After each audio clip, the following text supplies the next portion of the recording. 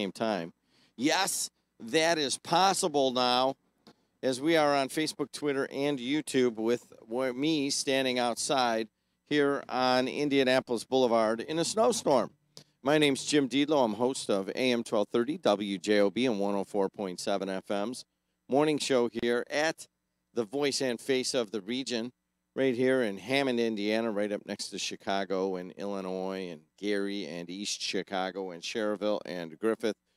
And I drove around a whole bunch of those places this morning, and they're all pretty snow-filled, and it looks as if the snow is still kind of coming down. Hey, thanks for beeping. Way to clean off your car. Now that somebody got up and got a broom and cleaned off their car, which I had to do also. So if you're still laying in bed and you're nice and toasty, and that's a good thought. I know some of my listeners that come up to me in the canned goods aisle at Strachan Van Til's, and I would just like to think of you laying in bed, listening to me, all nice and warm and toasty.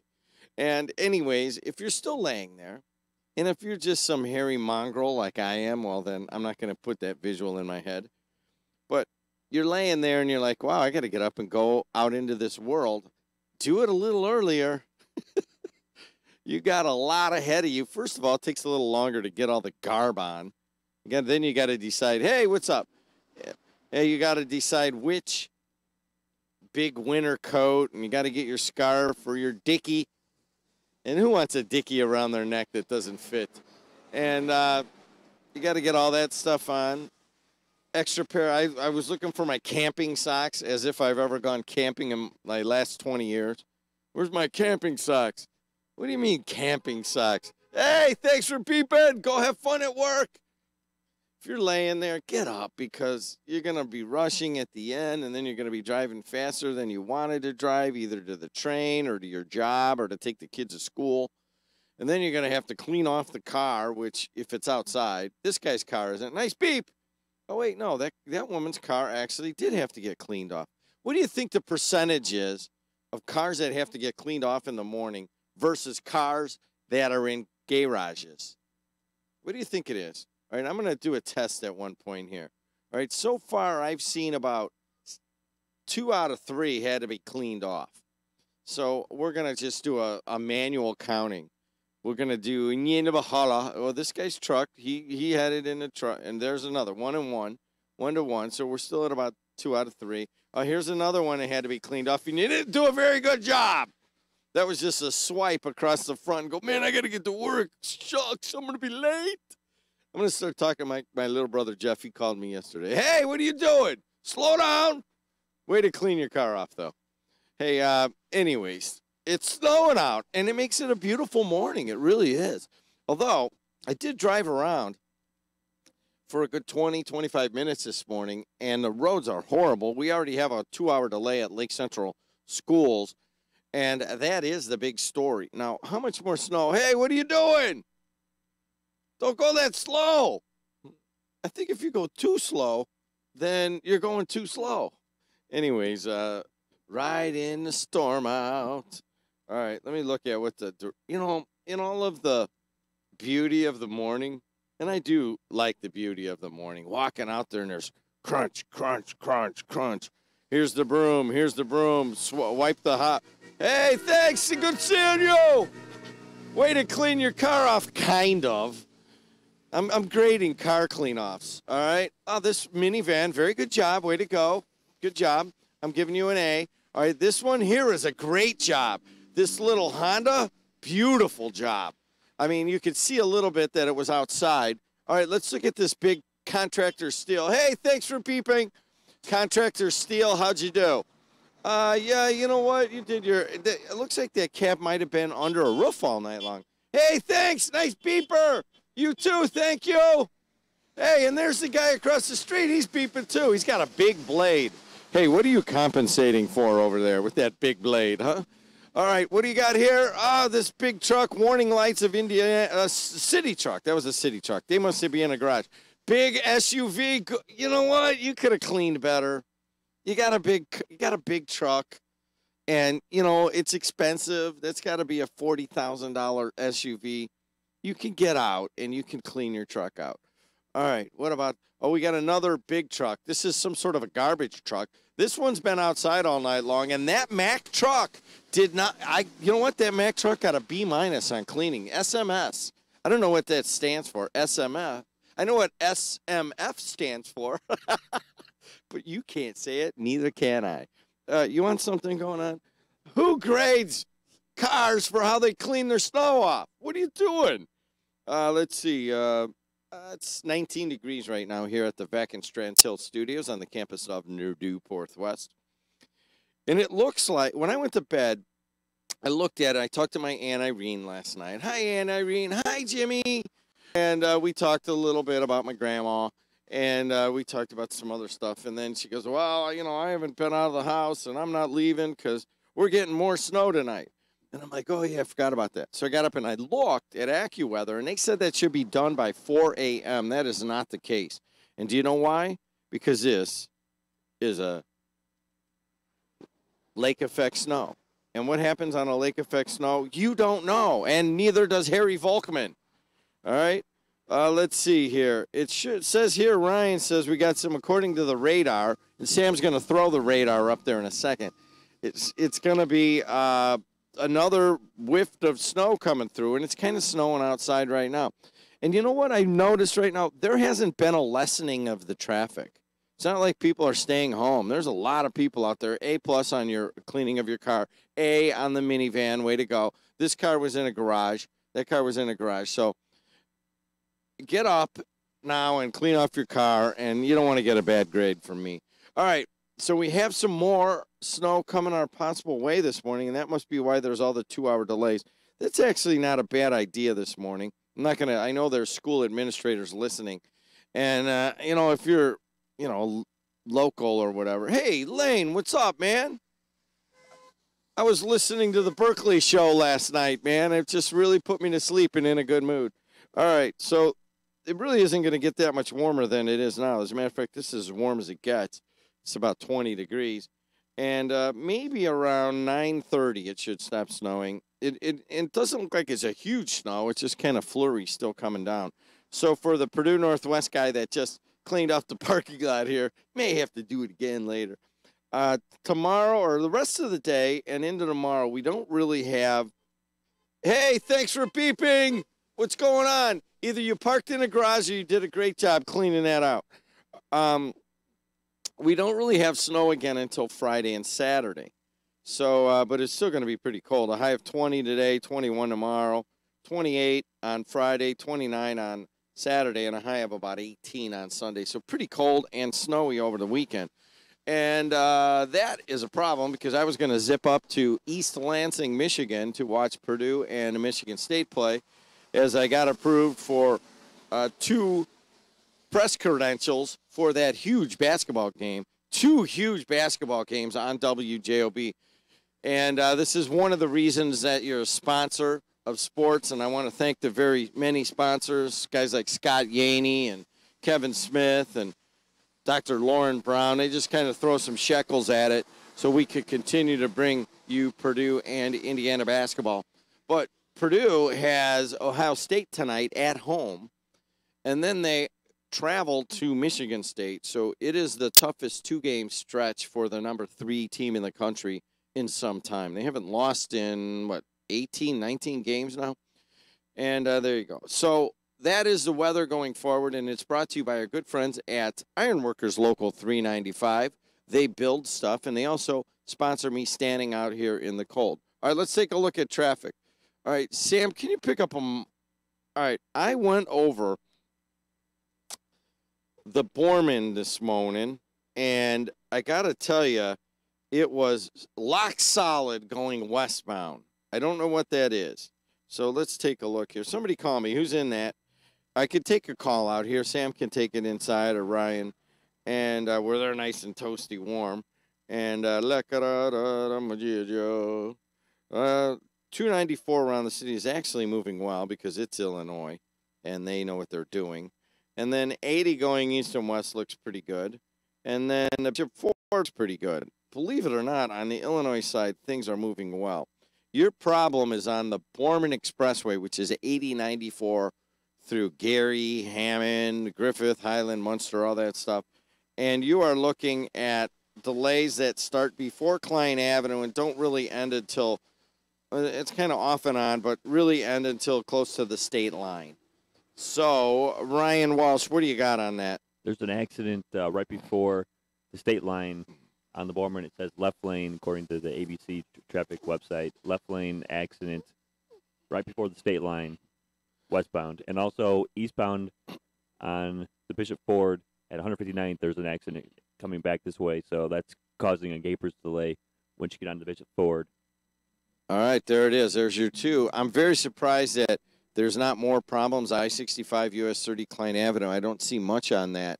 And on the Illinois side, astoundingly clear. I don't know why. Maybe they're not getting as much snow over there.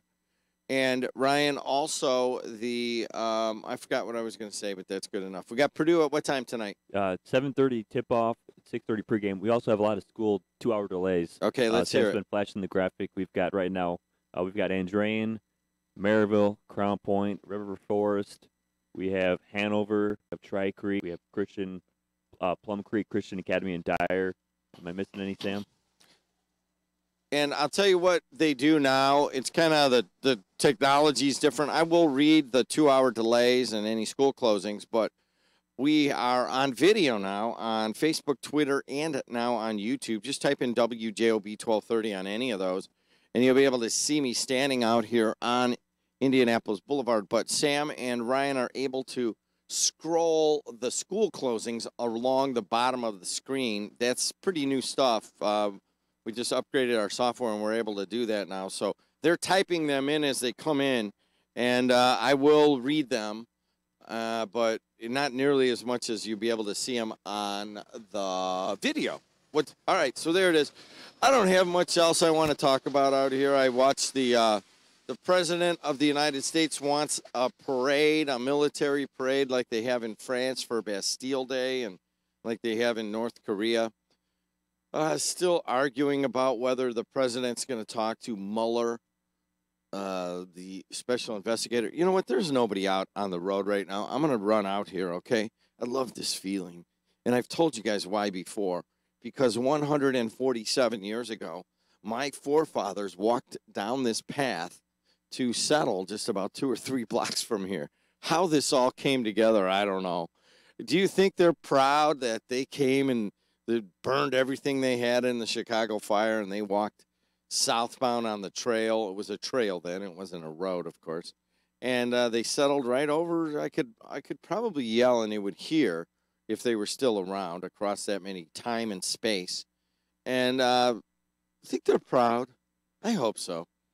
And for some reason, this never happens in the morning. There are no cars going southbound on Indianapolis Boulevard. So hey, what's up, man? Where you going to work? And there's very few going northbound right now. But I will tell you this. If you haven't been out yet, on every side street in the region, there's about 5 inches of snow. And it's very bad going. I slid out 3 or 4 times on the way here. And Indianapolis Boulevard here really is only travelable in one lane. The other lane is all slushed out. And now that I walk out onto the road, I see what people in the right lane were going so slow. So I do apologize to you for saying that you went too slow. My phone turned off. That means it's time to go in because it's too cold out here. It's 5:58. What time is it? It's Albert's Jewelers time. Once again, a lot of 2-hour delays. You can see them scrolling across the screen on Facebook or Twitter or YouTube live video. And then I will go through those in just a moment. You didn't have anything to say, did you? All right, I'll be inside. I'm Jim Diedlow, standing out on Indianapolis Boulevard, courtesy of the Ironworkers Local 395 on AM 1230, WJOB 104.7 FM in Hammond, Indiana. Also, Facebook Live, Twitter, and now YouTube video, the voice and face of the region.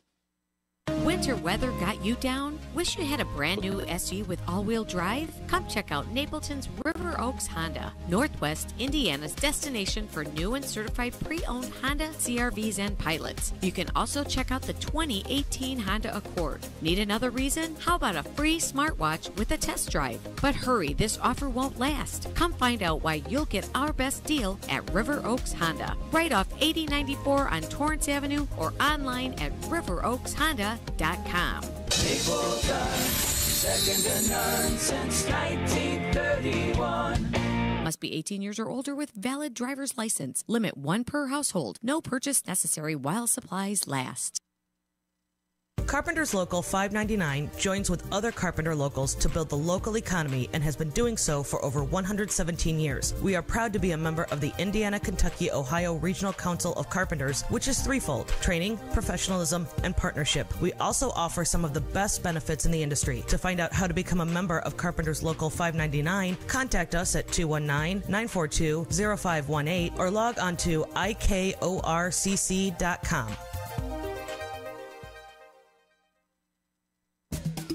For a fast and friendly car wash, go to Easy Clean Car Wash. Easy Clean is happy to announce their new location's grand opening at 1637 45th Street in Griffith. Open 6 a.m. to 8 p.m. 7 days a week. Or stop by one of our 3 other locations in Highland, Cherville, and Lansing. Free vacuuming, carpet shampooer, air freshener, and towel with every wash. And it's fast, easy, convenient, safe, and gentle. Go to myeasyclean.com for more information.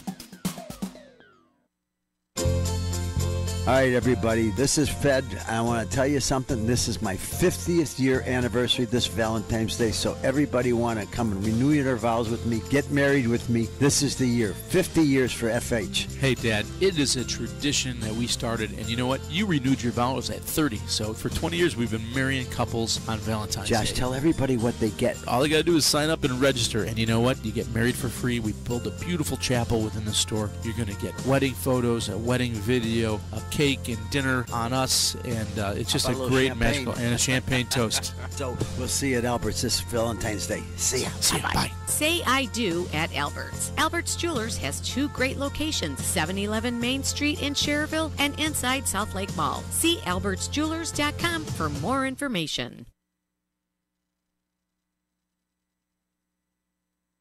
Elmwood Casket Company in Hammond and Cherville offers over 100 American-made caskets, up to 60% less expensive than area funeral homes, along with a wide selection of burial vaults and cremation urns. Our company is licensed by the state of Indiana and offers interest-free pre-arrangement plans. Call Mike at 219-844-7009 or visit elmwoodcaskets.com for pricing. Remember, you do have options to prevent overpaying at the funeral home. Elmwood Casket Company. The only 2 things I think of when I wake up in the morning are my hot cup of coffee and JED in the Morning at 5:30 a.m. on WJOB. Hey, I'm going to sit down there just so you know. Hey, that's a good thought. I'm not really all that excited that Wayne Micka thinks about me in the morning, or Raymond Dix, or Fernando. But that one I'll take. She's a singer in a rock and roll band around here, too. She's a singer in a rock and roll band. Hey, what's happening, everybody? Jim Deedlow, and the roads are bad. I just had a woman call offline and it's like, hey, it's kind of tough. Don't try not to call us in the morning to ask specific questions, and I'll get to whatever you want. If you got a question about what's going on out there, 219-845-1100. Give me a call, or you can text to that number. Or if you would like, all you got to do is go to download the Hey JED app. That's my own app. And you can just leave me some audio, and it will play it in, in a short period of time here. So it's the new way of communicating with me, and it will be the future. All right, the big news this morning is some depends how you look at it. I think it's beautiful outside. I mean, it really is. It's just I lived in California for 5 years.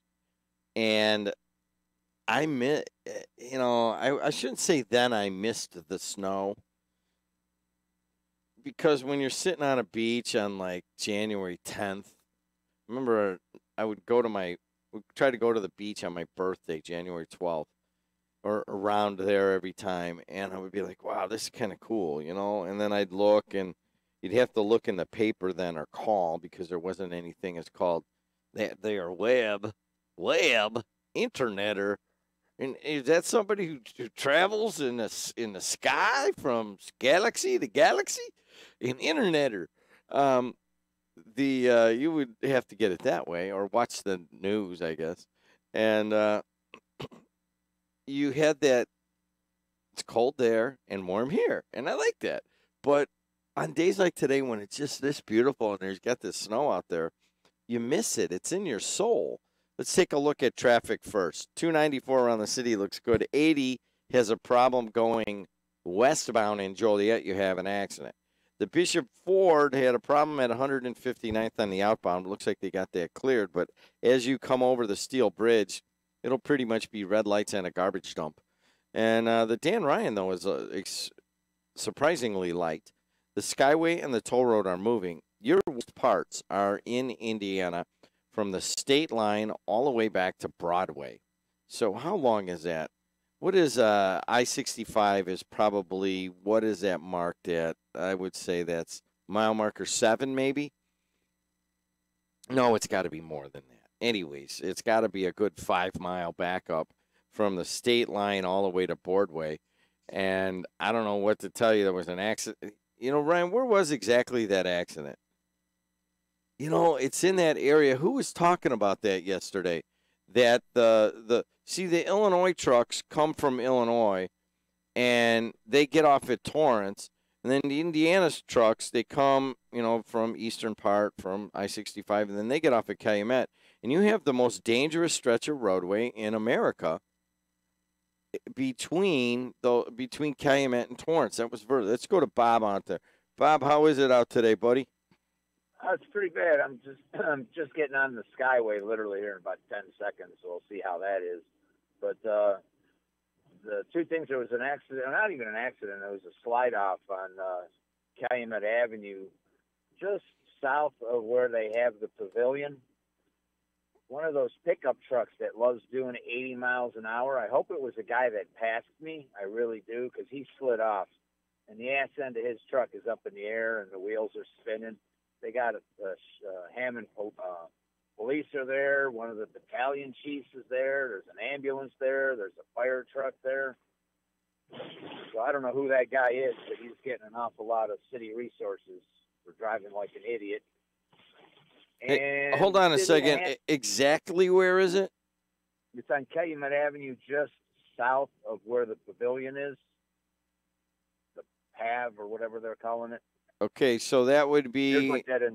There's a little industrial section there. Yeah, so like almost, it's like 129th almost in that area. Yeah, in that general area. Yeah. They seem to have most of the southbound lanes blocked with with the police and the fire trucks and the ambulance. And I drove by, and the guy's still trying to get his truck out of there, spinning the tires.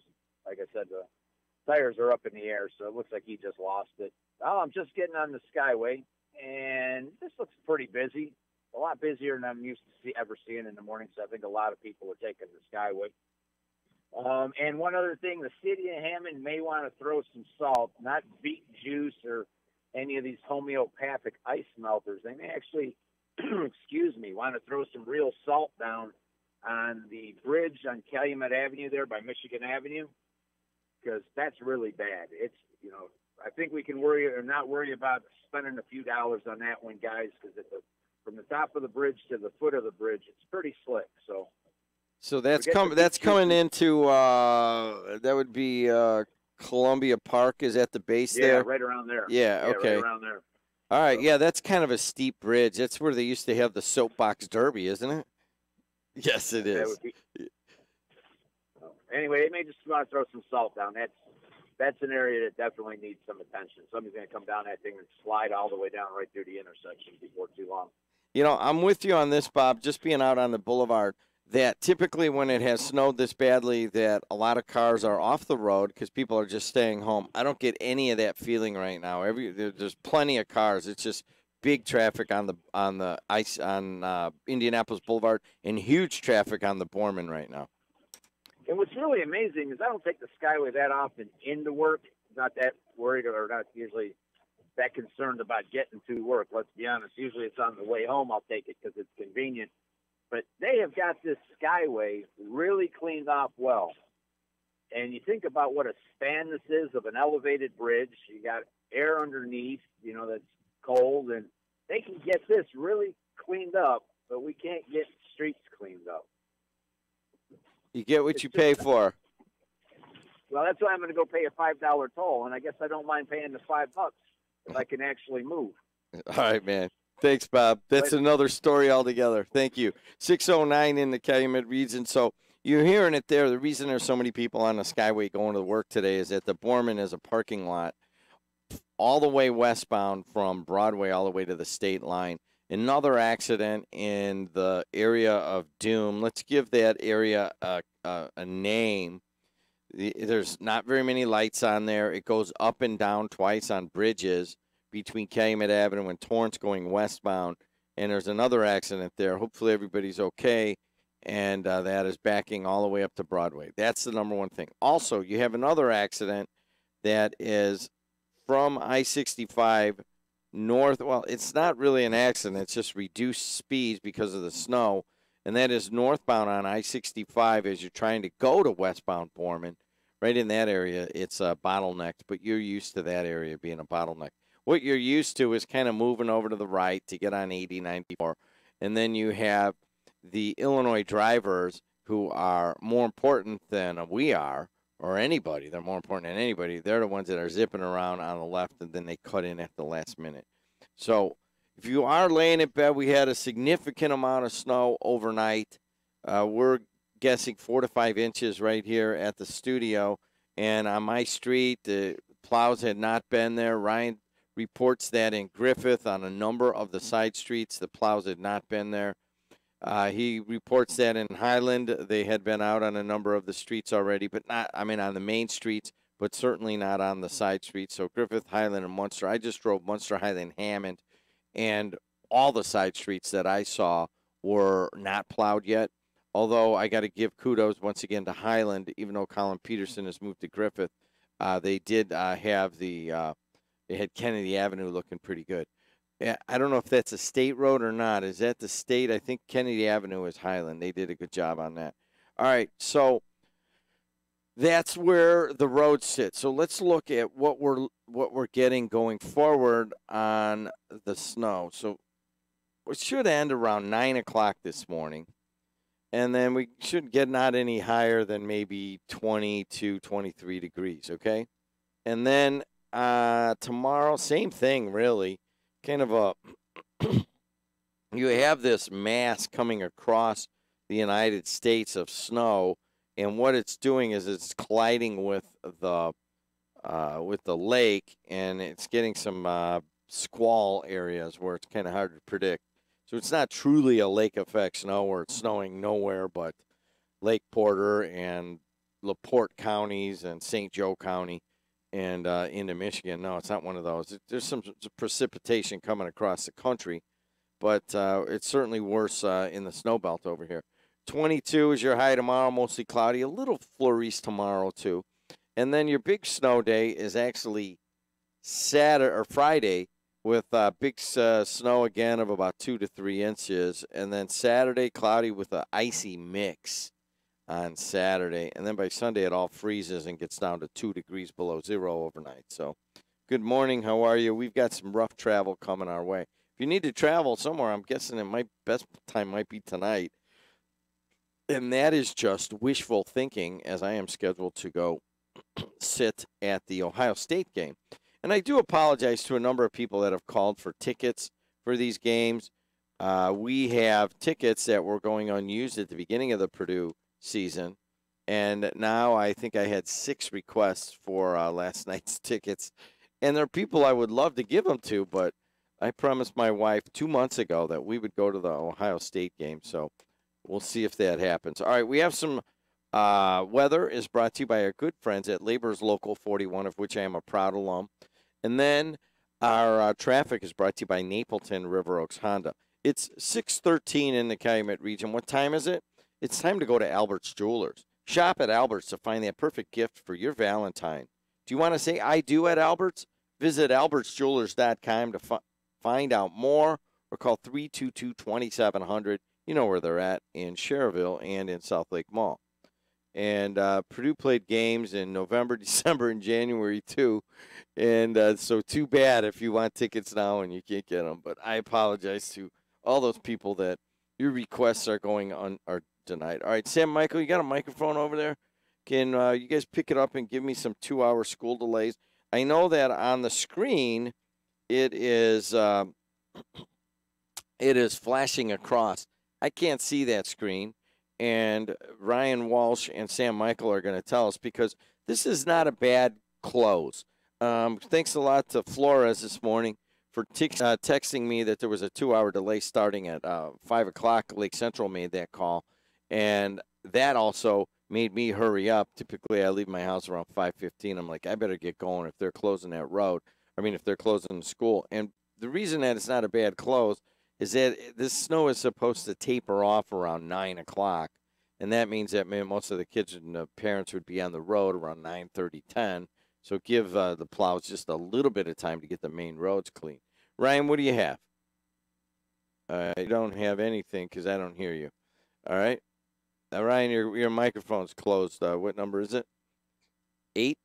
All right, so let me turn you back on. There you go. All right, what do you got? These are 2-hour delays. Andrean High School, Charter School of the Dunes in Gary, Crown Point Community Schools, Eagle Park Community School, which is in Crown Point, Hanover Central and Community Schools, Lake Central School Corporation, Lake Ridge Schools, Maryville Community School Corporation, Plum Creek Christian Academy in Dyer, River Forest Community School Corporation, Tri-Creek School Corporation. These are for Lake County schools. In Porter County, Union Township, which is Wheeler, is on a 2-hour delay, and so is the MSD of Boone Township.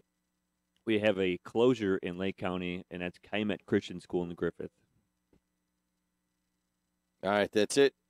No outright closures for schools, though. It's just all 2-hour delays at this point. Not yet. All right, let's take a look at what's going on around everywhere. No game last night. Ryan, can you come fix this for me here? I don't know if this password changed or whatever. But no Griffith and Hammond game, which was scheduled for last night.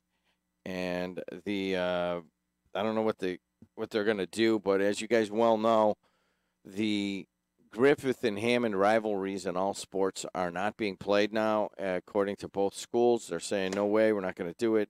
IHSAA agrees, and they were out. I just saw this. Ryan, can you give me page C1 that the Gamba chef dies at 32, and we go in there. I go in there a lot, so I don't know who he's talking about there, and we'll find out. If it's a guy that came on with me before, I've had the Gamba chef on a couple of times, and before I go and get ahead of myself, I will wait till that comes our way.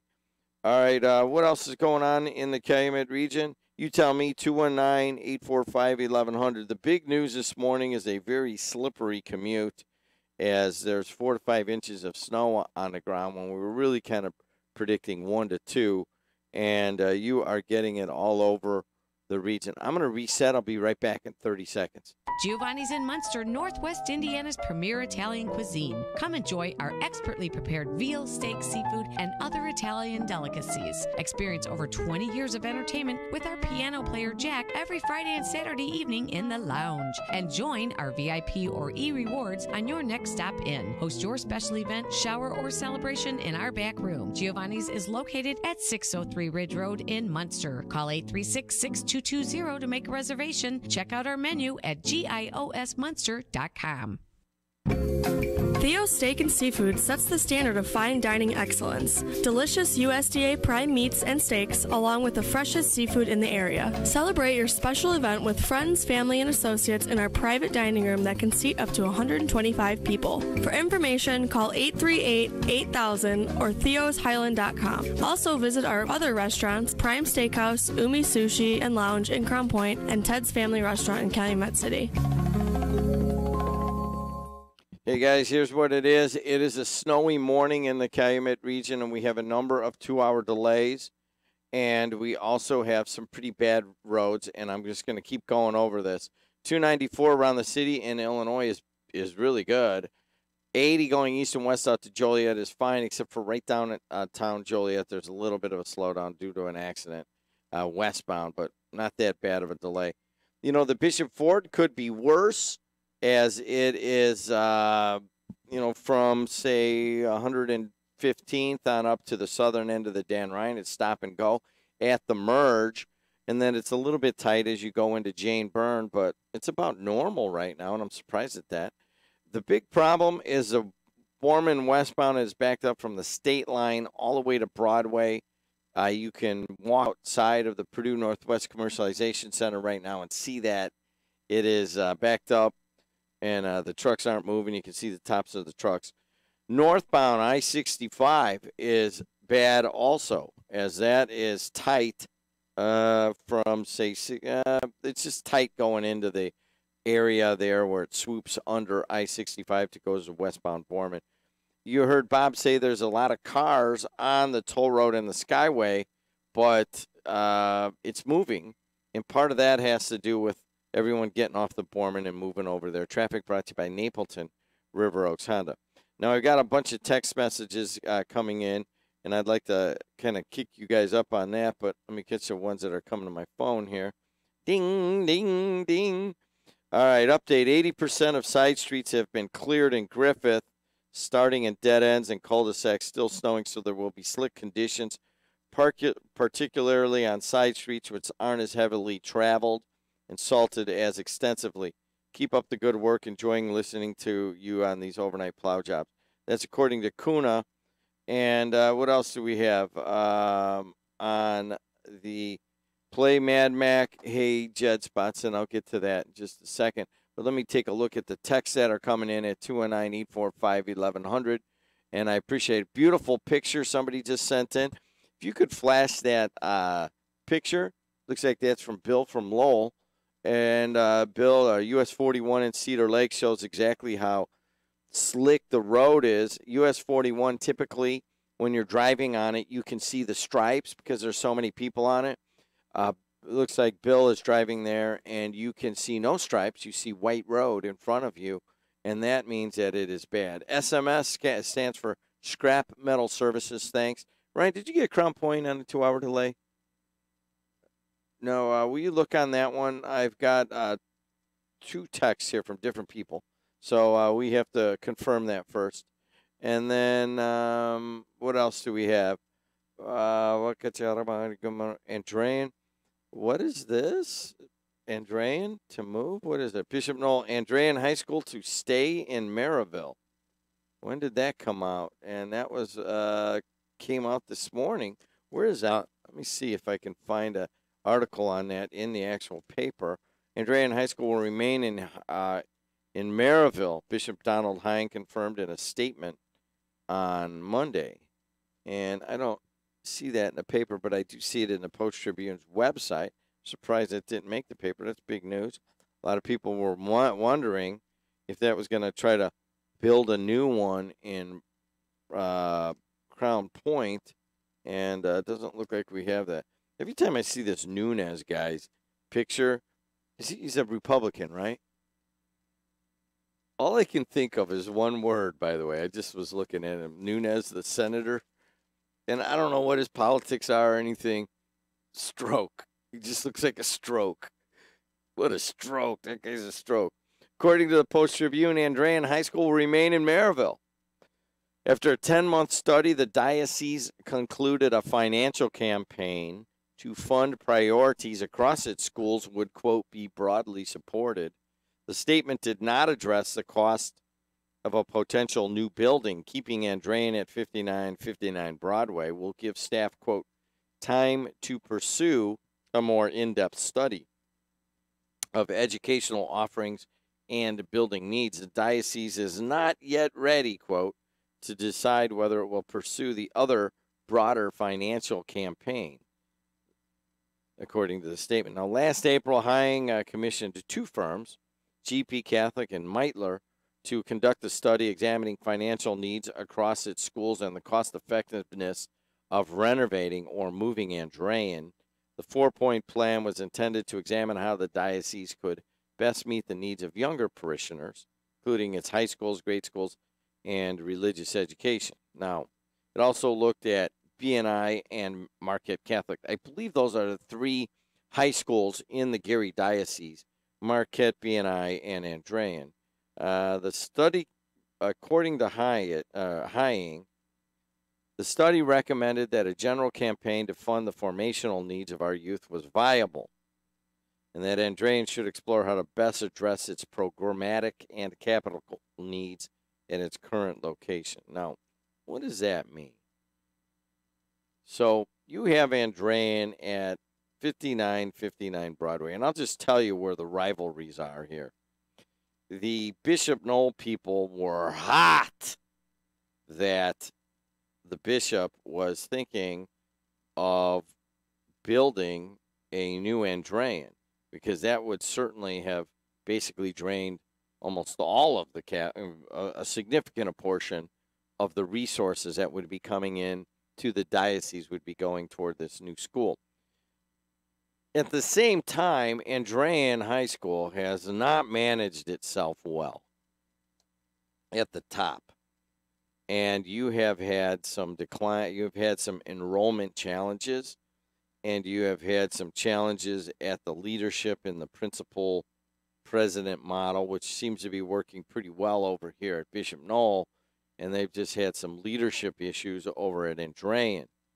Had some trouble on their board, and that has shown up in numbers and in morale. So the view by Bishop Knoll people was that why reward the people for not doing that good of a job? And I get that. But at the same time, you have other factors going on in the Catholic community, which would be that many Catholics are moving south to Crown Point, Winfield, Lowell. There's a lot. You heard I had my Aunt Irene on last week, and she was a regular at St. Stan's up here in East Chicago for many years, and St. Joe's in downtown Hammond. Actually, she was more St. Joe's in downtown Hammond. My other aunt, Aunt Mary's, probably outside of the bad roads today. She would normally be on her way to Mass over here at St. Stan's. And you get those folks that would long supported the northern parishes. They've expanded, and they've moved into the southern parishes. So how do you service the needs of those that want a high school Catholic education, like I did for one of my kids? And I would have gone to Bishop Knoll. I told you guys, I was headed to Bishop Knoll, and then I went over and was hanging out at 8th grade football practice and at Munster. And since I had played there in 8th grade, they had pads for me, and I took them home. And my dad's like, "What are you doing? You're going to Bishop Knoll?" Well, they gave me these pads. Maybe I'll go to practice tomorrow. I just want to go and I just want to practice and hit people. And he's like, "Whatever, dude." And that was kind of the beginning of the long slide of things my dad just could not understand that I was going to do. But anyways, on Bishop Knoll and Andrean, you guys want to comment on that? 219-845-1100. Looks like they're not right now going to build Andrean a brand new school. What else is going on around everywhere? The big news morning is the roadways, and I will continue to hit that as you are looking at 294 now getting a little bit heavy up towards O'Hare as you got a little bit of a tight spot at 95th. East and west on 80 through Joliet. Got a little bit of tight spot downtown Joliet. Bishop Ford is okay for what it is, as you're, 115th on up to about 87th is real tight. And then not too bad going into Jane Byrne, right about guaranteed rate field on in. Your big problem is on the Borman across the region right now. You had an earlier accident in the Land of Doom between Calumet Avenue and Torrance Avenue. And as we've talked about earlier in other shows, the area between Calumet Avenue and Torrance, often the Indiana trucks get off at Calumet Avenue and the Illinois trucks get off at Torrance and turn around. And so that area has been very dangerous for us for many years. I've been sitting in this seat for think 11 years now, and it has never really failed. It's always been when it snows, we get some problems in that little land of doom. So your big problem is westbound on the Borman. All right, we do have a couple of Hey Jeds coming in, and if you want to take part in that, all you have to do is download the app and send them in. And we have one right here. And let's see. He wants me to play well, let's see what Jay had to say last night. Jay is one of my students. Hey, Jed, this is Jay Coben checking in. Between the recent downhill slide of the Cavaliers and his new report saying that LeBron got into a confrontation with his team executives, it's definitely looking like it's the beginning of the end for the Cavaliers. We got to see how this plays going forward. This is Jay Coben signing out. There you go. Thanks a lot, Jay. Hey, let's go to Man Mac on local 599 phone line. Man Mac, how are you? Good. Having fun sliding around in the region in the plow truck. Having a great time. How has it? Aren't too bad. So. How many inches would you predict? Well, I can't tell you that, Jimmy. Jesus, come on now. No, I mean that already came down. Oh, regarding snow. Oh, I thought you were talking about something else. My bad. Yeah. I'd say maybe about 3 to 4. And I don't know where you get your news, by the way, but you said about 1 to 2. I don't know. What are you looking at? You looking at like the Wall Street Journal from 1962? Everybody said anywhere from 3 to 6, and there's 3 to 6 more coming by Thursday, Friday. You know, I was looking at the TV. The Hammond Times. No, I put together this snow came on us later. It wasn't really predicted Sunday or Saturday to be this much, and then as we got closer, it got to be more. But it's a lot of snow out there right now. So I'm looking at a huge pile that the guy had to do the parking lot here. He had to move a lot of snow. I'm with you, 4 to 5 inches right now. Yeah, but it's nice fluff. This is the stuff, man. If you're out like in Tahoe or Heavenly Valley, man, this is freaking waking up for breakfast and having heaven right outside your window. This stuff, you just fly through this stuff. Yeah, it would be good. It would be good. Not a lot of weight though, so. Yeah. So what else going on? Let's see. Hey, just a little tip to all you people shoveling and snow blowing: do not throw this stuff in the street. Put it on your lawn. Don't throw it in the street. That's not going to help anybody. That means you are, I can't say the R word, but that's what you would be. Don't throw it in the street. What's the point of that? That's just selfish. Put it on your lawn. Turn your little dumb man body, throw it on the lawn. Turn that thing on your snowblower, throw it on the lawn. Do not throw snow in the street, because I will take my 8.5-foot commercial plow and make a U-turn and then wipe out your entire driveway with one fell swoop. Because that's selfish gesture there. And that's just the kind of guy you are, right? You can't have people just being selfish and doing the wrong thing. It's like parking in front of the door at the gas station just because you got to run in for 2 seconds to get a lottery ticket. I'm like, hey, dude, you're parked in front of the door. Or the guy who throws out the garbage right out his door and then denies it. I go, dude, you can't throw your garbage on the ground. Now, come on, Let's be civil here, okay? Hey, got a quick quiz question for you. Excuse me. How much money do you think your good buddy Chuck Todd from NBC, him and his wife, made off the Bernie Sanders campaign in the year 2016? And it's actually not he and his wife. It's just his wife alone, which goes to demonstrate, as we always tell you, the bias of the media. How much money did Chuck Todd, the big shot on NBC, how much did his wife make in 1 year by herself from her single-person, one-man show company off the Bernie Sanders campaign in 2016? $57,000. Okay, quadruple that 100 times and then guess again. What did she do to make so much money? She made $3 million as an advisor. Meaning she just wrote some, bullet points and stuff, just like I did with Trump, and then send them in, write some more stuff. Hey, Bernie, comb your hair to the left, not the right. You'll look better on camera. Hit enter. That's it. $3 million. And here's Chuck Todd on NBC on the weekends going, well, I don't think Donald Trump's a good guy. And we all go, Jesus, you're biased. You hate the guy. Oh, plus you made $3 million from Bernie Sanders, right? Is it another example of fake news? It's not fake news. It's actually, I think it might be more characterized as hypocrisy at its finest. Hey, So listen, go play my Hey JED app. It's a beauty. I don't see it. I see. When did you send one? About a half hour ago. Okay, I'll find it. All right, thank you. I was sitting on my chair in the office, by the way. I don't know what that means. I'll talk to you. He was on the bathtub. He was on the toilet, is my guess. Hey, what about, we'll get to the school club. We have another one coming in. Crown Point Christian School and Ileana Christian High School are on 2-hour delays. 219-845-1100. You're driving around, call me. Tell me what it's like out there. What kind of road conditions are you getting? It's if you're still laying in bed and your feet are nice and toasty warm, then it's pretty rough out there, as you heard from Bob and Mad Mac. And let's see how Tom's doing. Tom, what are you doing out there today? I am plowing every which way from Munster to Hammond and back to Munster again. I'm on the expressway right now, 8094, and going west is very, very slow going west. I don't know how far back from Illinois back, but going west, very slow. I'm going to get off Indianapolis now. But my thing to you is, not to you, but out there to the public, slow the hell down. I've seen some stupid people out there. There's so many stupid people. I mean, really, you know the conditions, right? So the people are pulling out of businesses, okay? They're getting coffee. They're going, getting gas. They're pulling out. People ain't even slowing down for them. I've seen this guy already.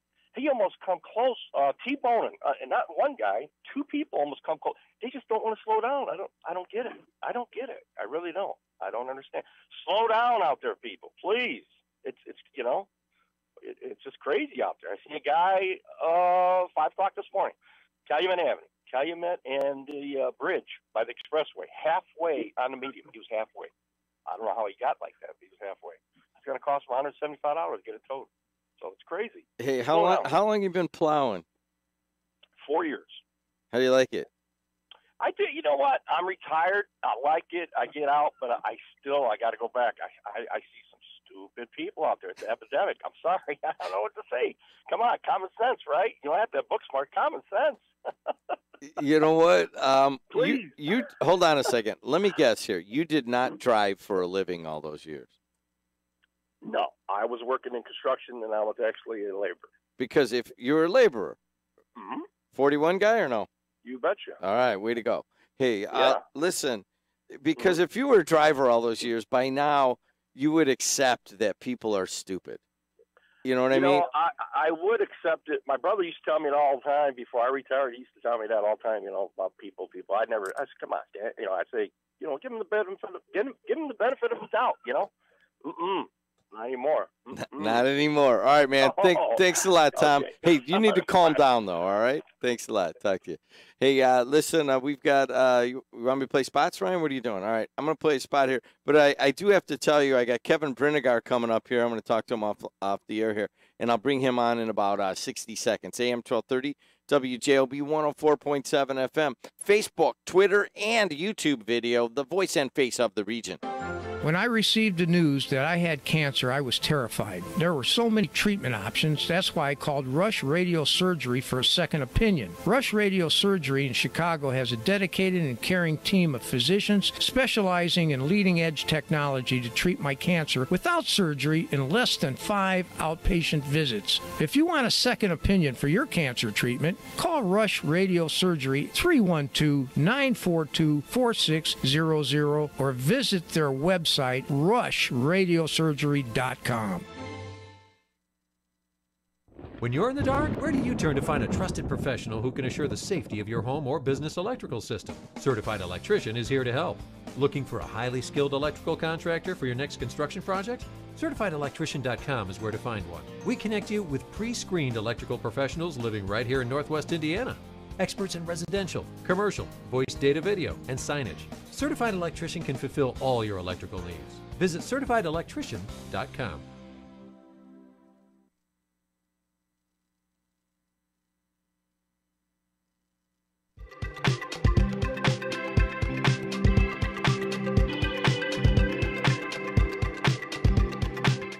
Hey, if you guys got any music, the kid has a band in the basement or whatever, send me music in 40-second clips. I talked to Kenny Ruskin with the Pipe Fitters. His kid has a band called Spirit Lake. They're going to be sending me something. I've got Escape the Paradigm over here. They sent me something. I'm going to get something from Will Skrilla. I had Will Skrilla in yesterday. He spent 17 years, 8 months in prison. Went to Gavitt here and convicted of manslaughter, and he is out now, and he is trying to make a go of it again as a rapper. And we had him in here yesterday. So if you got any music, send it to us. I just like to play the local music here in the Calumet. Before I go to Kevin Brinegar, quick look at traffic. 294 around the city is actually not too bad. I got a little bit of a tight spot at 95th. Joel 80 going east and west, not too bad. The Bishop Ford has gotten very bad in a hurry. Don't go that way. Go up to the Skyway Toll Road if you can. Bishop Ford was not bad, and then it is bad. And that's kind of how that goes. It's also very bad on the southern end of the Dan Ryan from, say, 95th up to 67th. Skyway Toll Road are good. The Borman is bad from the state line all the way back to I-65, back to Broadway. That is a long way to be stop and go. And you just heard Tom calling people stupid. And don't be stupid. If you're Illinois license plate, then, it kind of goes hand in hand. But if you're Indiana license plate, don't be like them, okay? And then northbound I-65 is very slow also. US 30 is tight going into going westbound by 41, and then again by the state line. So there you go, folks. You got traffic because it is very snowy. Hey, traffic brought to you by Napleton River Oaks Honda. Let's talk to Kevin Brinegar. Kevin is the head of the Indiana Chamber of Commerce and calls during the session. Kevin, thanks for calling in this morning. My pleasure. I'm anxious to hear whether I'm going to be able to get up there tomorrow. I'm going to speak at an event at the Gary Airport. I may have to call you and get a traffic report. Anytime, man. We're here all day long, and Gary Airport is the hidden gem of the region. Are you speaking at? Hopefully, not. Are you speaking in one of the hangars? I'm not sure. Representative Earl Harris Jr. invited me to speak to the Economic Development Forum, and I just know I'm going to the Gary Airport, but I don't have a room number, so maybe I am speaking in a hangar. Yeah, you're probably either in the B. Coleman hangar or in Popovich's repossession of Plains hangar. I mean, there's some pretty nice places over there that I wish more people would actually have big dinners and stuff. Hey, listen, I do want to – let's hit what's going on in the downstate. I got a few things here. First of all, as you well know, it's people are always worried about jobs and retraining and that kind of stuff. What's going on with some of the workforce development bills down there? Well, you've got two major bills, the House Bill 1002 and a Senate Bill 50, that are looking at targeting the dollars that the state receives at the state level and the federal level in a more effective way for job training and trying to put more of those dollars in the middle skills area, which is more than a high school diploma but less than a college degree, and also making better connections and helping high school counselors understand that there are good paying living wage jobs that you can get with less than a four-year baccalaureate degree, and beginning to communicate and share that information in the high schools. One of the bills also allows students and parents, if they choose, to allow information that they have completed a career and technical education course be available to employers in the region so that they know perhaps to target those kids as future employees. The House bill also takes all of the corporate income tax revenue that the state takes in, which is about $650 million a year, and puts it in a training fund that would be managed by the Indiana Economic Development Corporation to provide to employers for workforce training. So that's a pretty bold move in that bill. Where does the chamber sit on that one? Well, we are supportive of both bills. There's some provisions that we think are kind of just moving around the patio chairs on the deck, but there's some important provisions as well that we support because we think it will help us address the fact Indiana has some I don't think 32,000 jobs available right now that employers are having trouble filling.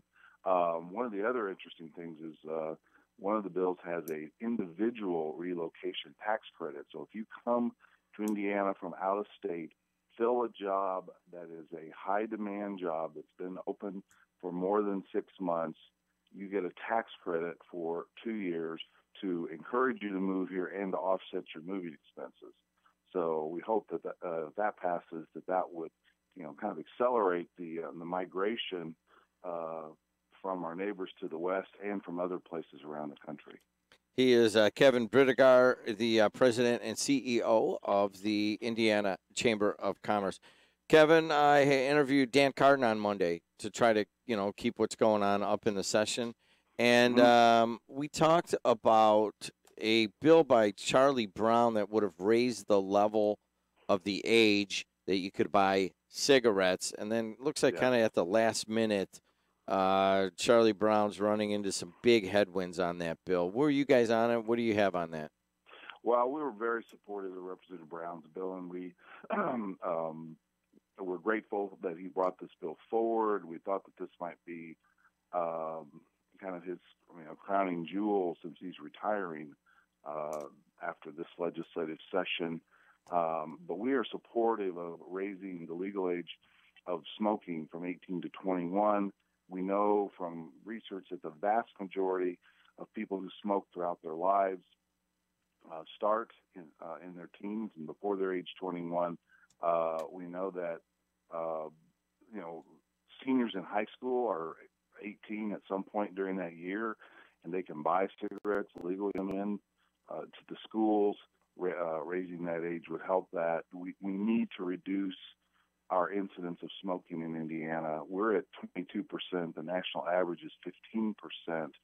And in the employment community, where we care about, at the Indiana Chamber, data from the IU School of Public Health shows that smokers cost employers some $2.9 billion in additional health care costs and another $3.2 billion in absenteeism and lost productivity. The average smoker, in addition to the vacation and the holidays and the leave time that employers provide, smokers take an additional 3 weeks off of work through their smoke breaks throughout the year. And so unless you're in the business of selling tobacco products and smoking is bad for business in Indiana. And that's $6 billion that could be put in higher wages, better benefits, more training, but instead is lost to the employers because of the impact of smoking. He is Kevin Brinegar. Kevin, as far as I understood that, it looked like, I guess it's kind of a partisan thing going on down there, and according to no Democratic bills look like they're going to get right to the floor, or any Democratic main sponsor bills. But it looked like Charlie's had a little bit of a chance until there was tabulated that it would cost the state coffers about $14 million in tax money. Lost revenue. It lost revenue. And I think, if I remember correctly, reading one of your quotes, saying that we would more than make that up on the healthcare side. What's going on there? Well, the majority Republicans, this bill had passed the Public Health Committee unanimously on Monday of last week, came to the floor. I think it caught some folks, including leadership, by surprise. It was out on the floor, ready to be voted on, and they went to a caucus meeting to talk about all the bills that were available to be voted on, and apparently there were enough caucus members who didn't want to vote on this, but didn't necessarily want to go on record in public as being against it. There were folks who, had this attitude, well, at 18 you can go fight and die for your country, but now we're saying you can't smoke. But yet we had testimony in committee from two different high-ranking military officials who said the military bases are going smoke-free, that if you're a recruit and you're already smoking, you have to go deep before they'll even let you go through basic training. And so this whole paradigm of smoking in the military was debunked in the committee testimony, but of course not every member of the House of Representatives serves on the Public Health Committee, so they weren't made that testimony wasn't made available to them. We've just got some more work to do to get the word out. Speaker Bosma promised me after the bill was removed that he would author a resolution later this session to create a study committee to really hone in on these issues and then help educate the members of the House and the Senate better, and then we would bring legislation forward next year because the Representative Brown's bill, original bill as it was introduced, also included a $1.50 per pack increase in the cigarette tax, and that was designed to, again, reduce smoking. Smokers are price sensitive, and in particular, to create a higher barrier of entry for young people to not start smoking because cigarettes would be so much more expensive. Smoking is in, and so is alcohol sales on Sundays. My daughter's boyfriend worked part-time on the weekends, and he was letting her know and planning a vacation that he was probably going to have to work Sundays starting in the late summer. Is that true? Yeah, the legislation that has passed one house and looks like it's going to move through probably unamended would allow retail outlets, including liquor stores, to be open on Sundays from the hours of 12 noon to 8 p.m. So kind of one shift, so to speak. When does that look like that would go in if it does get in? The effective date of the bill is July 1st, and July 1st this year happens to be on a Sunday. All right, there it is. He's Kevin Brinegar.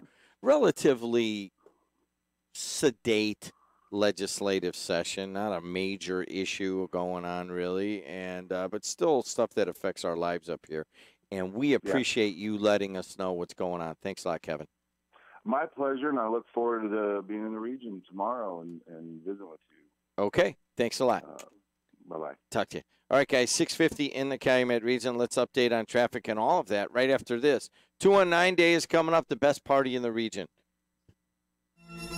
Mayor Thomas M. McDermott Jr. and the City of Hammond invite all region residents to attend 219 Day, the strongest party in the region, on Saturday, February 17th from 6 to 11 p.m. at the Hammond Civic Center. This year, 219 Day will entertain you with feats of strength, including gladiator joust, thumb wrestling, a punching bag, a climbing wall, and you can ring the bell with a sledgehammer. Take photos with your friends in the feats of strength selfie area, take a swing at the 219 Day Piñata, and don't forget to sign the You Know You're From the Region IF board. As always, the best in region food and craft beers will be available. Enter to win the stacked grocery cart filled with wonderful region prizes provided by area businesses. Live entertainment includes Rico Hampton as Michael Jackson, the Nomad Planets, and region favorite, the Craw Puppies. Sponsorship opportunities are still available. Visit 219day.com for more information or call 853-7708. 219 Day, the strongest party in the region.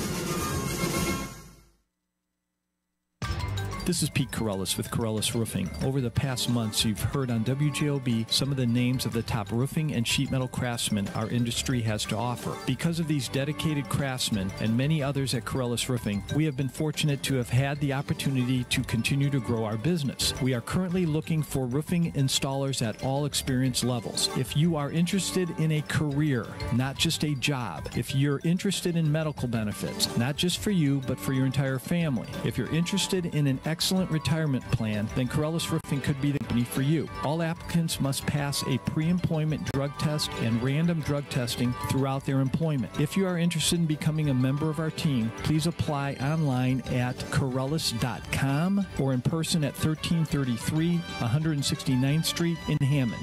Thank you.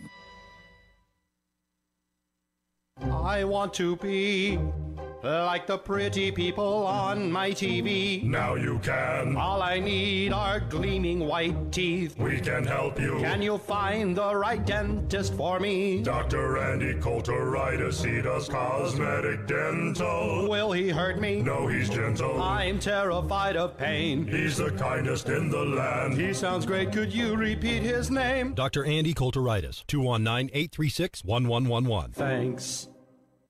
Hello, everybody. This is Raimundo Garcia speaking. You know, the busboy from El Taco Real. I'm here at WJLB to announce that I am not the most interesting man in the world. I use bar soap when I shave. I once ate a hot dog with ketchup on it. I put my jeans on one leg at a time. When I drink beer, I sometimes drink Dos Equis. Sometimes I drink Corona. Sometimes I drink margaritas, and sometimes I drink Bordeaux. I don't always eat Mexican food, but when I do, I eat at El Taco Real.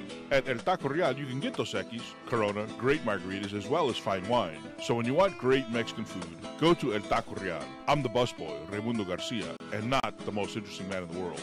El Taco Real is located on Hoffman Street between Calumet and Columbia Avenues in beautiful North Hammond, Indiana. We're open Tuesday, Wednesday, and Thursday from 11 till 10, Friday and Saturday from 11 to 11, and Sunday from 11 till 9. Stay hungry, my friends. Everything Italian. That's what you get at Giuseppe's restaurant in Cherville. Let's hear from Giuseppe himself. We make our own gelato in-house. We do quite a bit of different flavors. We have like pistachio, chocolate. We do lemon and strawberry sorbet, and it's very, very good. It's smooth texture, very intense flavor. It's healthier, a little healthier, absolutely. Our cannolis, they're phenomenal. They're chocolate dipped. That's not common. My brother-in-law's cousin's wife, she makes the tiramisu and the cannoli, and they're just both very, very good. Giuseppe's Everything Italian is located at 1000 Eagle Ridge Drive in Cherville, just north of the Showplace Theaters. Dine-in, carry-out, and delivery. 219-322-0011 or visit giuseppespizza.net. Giuseppe's is now serving wine. Giuseppe's is now serving wine. What'd you say, Pete? Hey, Jed Marine Pete here. I enjoyed watching the Super Bowl, although the Bears were not in the Super Bowl this year. But that's okay. We'll get them next year. And, I really loved the Marine Corps commercials. They were great. And Pink did a good job on the national anthem. Have a great day. There you go. All you got to do is download the Hey JED app and send it to me, and we'll try to play your stuff on there. Rick Kubik is really doing a good job with the Hey JED app also. And Rick is, I can't play his right now, but I will be able to. All you got to do is go to heyjed.net if you want to see some of these also. Tell you what, I'll just play Rick right off the website. And what'd you say, Rick, huh? What'd you say? Hey, Jed, this is Klimzak calling, and I was just curious if you have developed a JED club for the JED golf game or any other type of equipment or activewear. If you would expand on this subject further, it'd be much obliged. Thank you. And what he's talking about is JED golf is I take one stick, two balls, and I play golf and I run most of the time, but in this kind of weather today, I'm going to try to get out late afternoon, but I'm thinking of going to the Purdue-Ohio State game, so it's going to be tight. Perfect day for JED golf.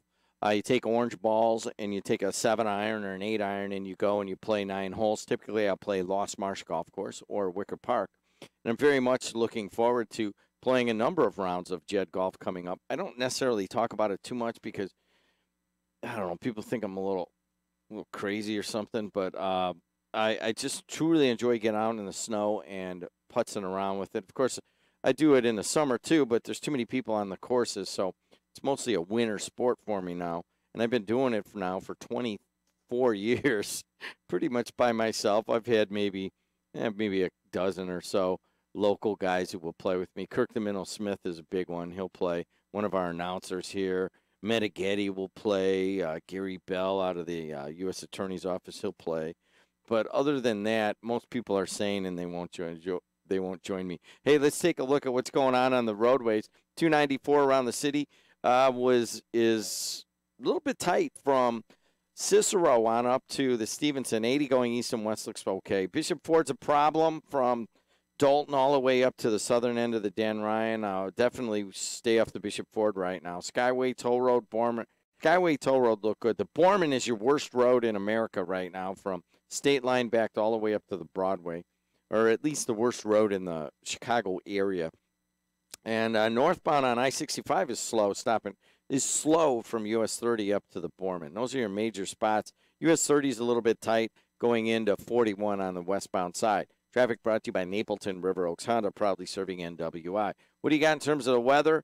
Cold day today. Right now it's 19 degrees here at the Strachan Van Til Studios on the campus of Nerdue Northwest. Do we have the new flyer? Is this the new one or is this week? That's the last week's flyer. The new one came out today. And we'll talk about some of the new specials at Strachan Van Til's in just a moment.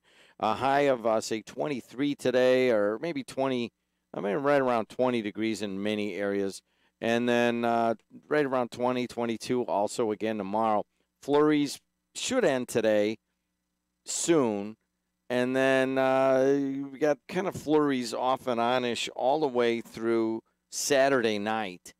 And your big snow day would probably be Friday with about 2 inches of snow on Friday. We've already had about 4 to 5 inches by many estimates overnight here in the Calumet region, and that has 2-hour delays in a lot of different places. Sam Michael, is there any way for you to pick up that microphone and give us those 2-hour delays? Ryan, will you do that on your way back? As we will do, hey, just bring that over here, will you? And we will do 2-hour delays on the many different schools around the Calumet region. All right, what else is gone? Last night, we had Lake Central at East Chicago Central, and Sam Michael and Dave Kuziak were on the call for that, and we're going to hear from Sam in just a moment. Ryan, can you give me the 2-hour delays, please, here? And give me that here. There you go. Straight Van Til's, dinner for two and more for the whole family. All natural, boneless, skinless breasts. Buy one, get one free. And then New York strip steak is only $6.99 a pound right now. And those red seedless grapes, which are beautiful at this time of year, are only $1.99 a pound. And, Ryan, what do we have? 2-hour delays around the Calumet region. They are numerous. Go ahead. Right now for Lake County, we have Andrean Bible Baptist School in Highland, Charter School, the Dunes in Gary, Crown Point Christian School in St. John, Crown Point Community School Corporation, Eagle Park Community, Hanover Central and their community schools, Lake Central School Corporation, Lake Ridge Schools, Maryville Community School Corporation, the Montessori Academy of Northwest Indiana in Maryville. It's going to open at 10:30 this morning. But Plum Creek Christian Academy in Dyer, River Forest Community School Corporation, St. Michael Catholic School in Schererville, Tri Creek School Corporation, and Trinity Lutheran School in Hobart, all 2-hour delays, with the exception of Calumet Christian School in Griffith, which is closed. All right, and I'm looking at, I went over to Griffith, Highland, and Munster and Hammond's websites, and all of those schools are on their, well, the people there are on their way to school right now. So it's mostly to the south and to the east of us here in Hammond. Lake Central, East Chicago, we're going to get Sam Michael. Could you come on in, Sam, and give us an update on that game last night? That was on Facebook Live, as you were able to get that. Also, a big story yesterday. Coach Mueller out of Valparaiso. He is the new coach. I believe he's a Valpo guy, and he abruptly resigned yesterday. And he had only been on the job for, 3 weeks or so. So, Sam, what do you know about this one, huh? I think Coach Mueller is actually the one who's taking over, I'm pretty sure. And oh, wait, Mueller? No, I think Mueller resigns. Is it? Ryan, do you have can you bring me the sports section? You're kind of running around. Yeah, Valpo's Mueller resigns post less than 3 weeks after being hired. Yeah, there's another guy. The coordinator. Yeah, I had it backwards then. So, I don't know what caused it, but it sounds like it could have been something simple as far as some signs up around the area in the school, some motivational signs that people didn't think were worded correctly as far as PC is concerned. So I guess the rumor was a kid playing again, and as the old term goes, the inmates running the asylum kind of, right, where the people who should be the ones being told what to do are not telling everybody else what to do, where the kids should be kind of listening to the coaches and everybody else, but they're telling the school board and whoever, the athletic director, that, hey, this guy's not good enough to be our coach, or he's doing this and that. And so there you go, another coach gone after the coach before that was obviously there for a decent run. And then he had some issue with the kid who was sick, and then he wasn't supposed to be on the sideline, and I think the coach kind of ripped him a new one for being on the sidelines. And the person in the community didn't take well to that. Next thing you know, I forget his name. I've interviewed him before. The coach was out. Then they brought in another guy, Mueller. And Coach Mueller was a great person and a great coach, leader for the short time that we had him. Said a player.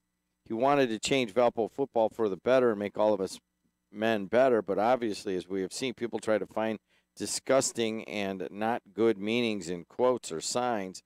And so, unfortunately, he decided if he couldn't be who he wanted to be, then he could not help us be any better. And he decided that Coach Marshall would be better fit. Mueller was a great person who tried to make. So, evidently, it was in something, one of the signs that they didn't like. His signs read, be someone special. Weakness is choice. What we tolerate is how we will be, and all exclamation points. And team is rather mad.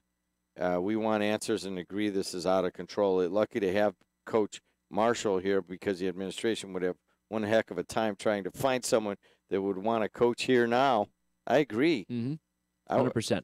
You know, and did you see my text to you? Which one? I don't know if I remember. There was we were texting back and forth a little bit. My text was, that's how new money behaves. Yeah. And I felt bad about sending that, but I could just picture the huge SUVs bringing up their kids, and oh yeah, you're right. And they've got money. The husband or the wife, somebody made a bunch of money, and now they got a big house and all this power in their head, and that extends to running the athletic department. And that's just whatever. That was a joke. I got a guy from the Board of Trade coming on here, and we used to make jokes about how new money behaves, and that was. Valparaiso is a lot of it's very political. It is like kind of how like Munster and Crown Point maybe used to be, that kind of cycles through. Valparaiso is a lot of big starter castles of people who think they run their business, so they should be able to run their high school. It's true, and a lot of things are like that. Definitely once you get to high school.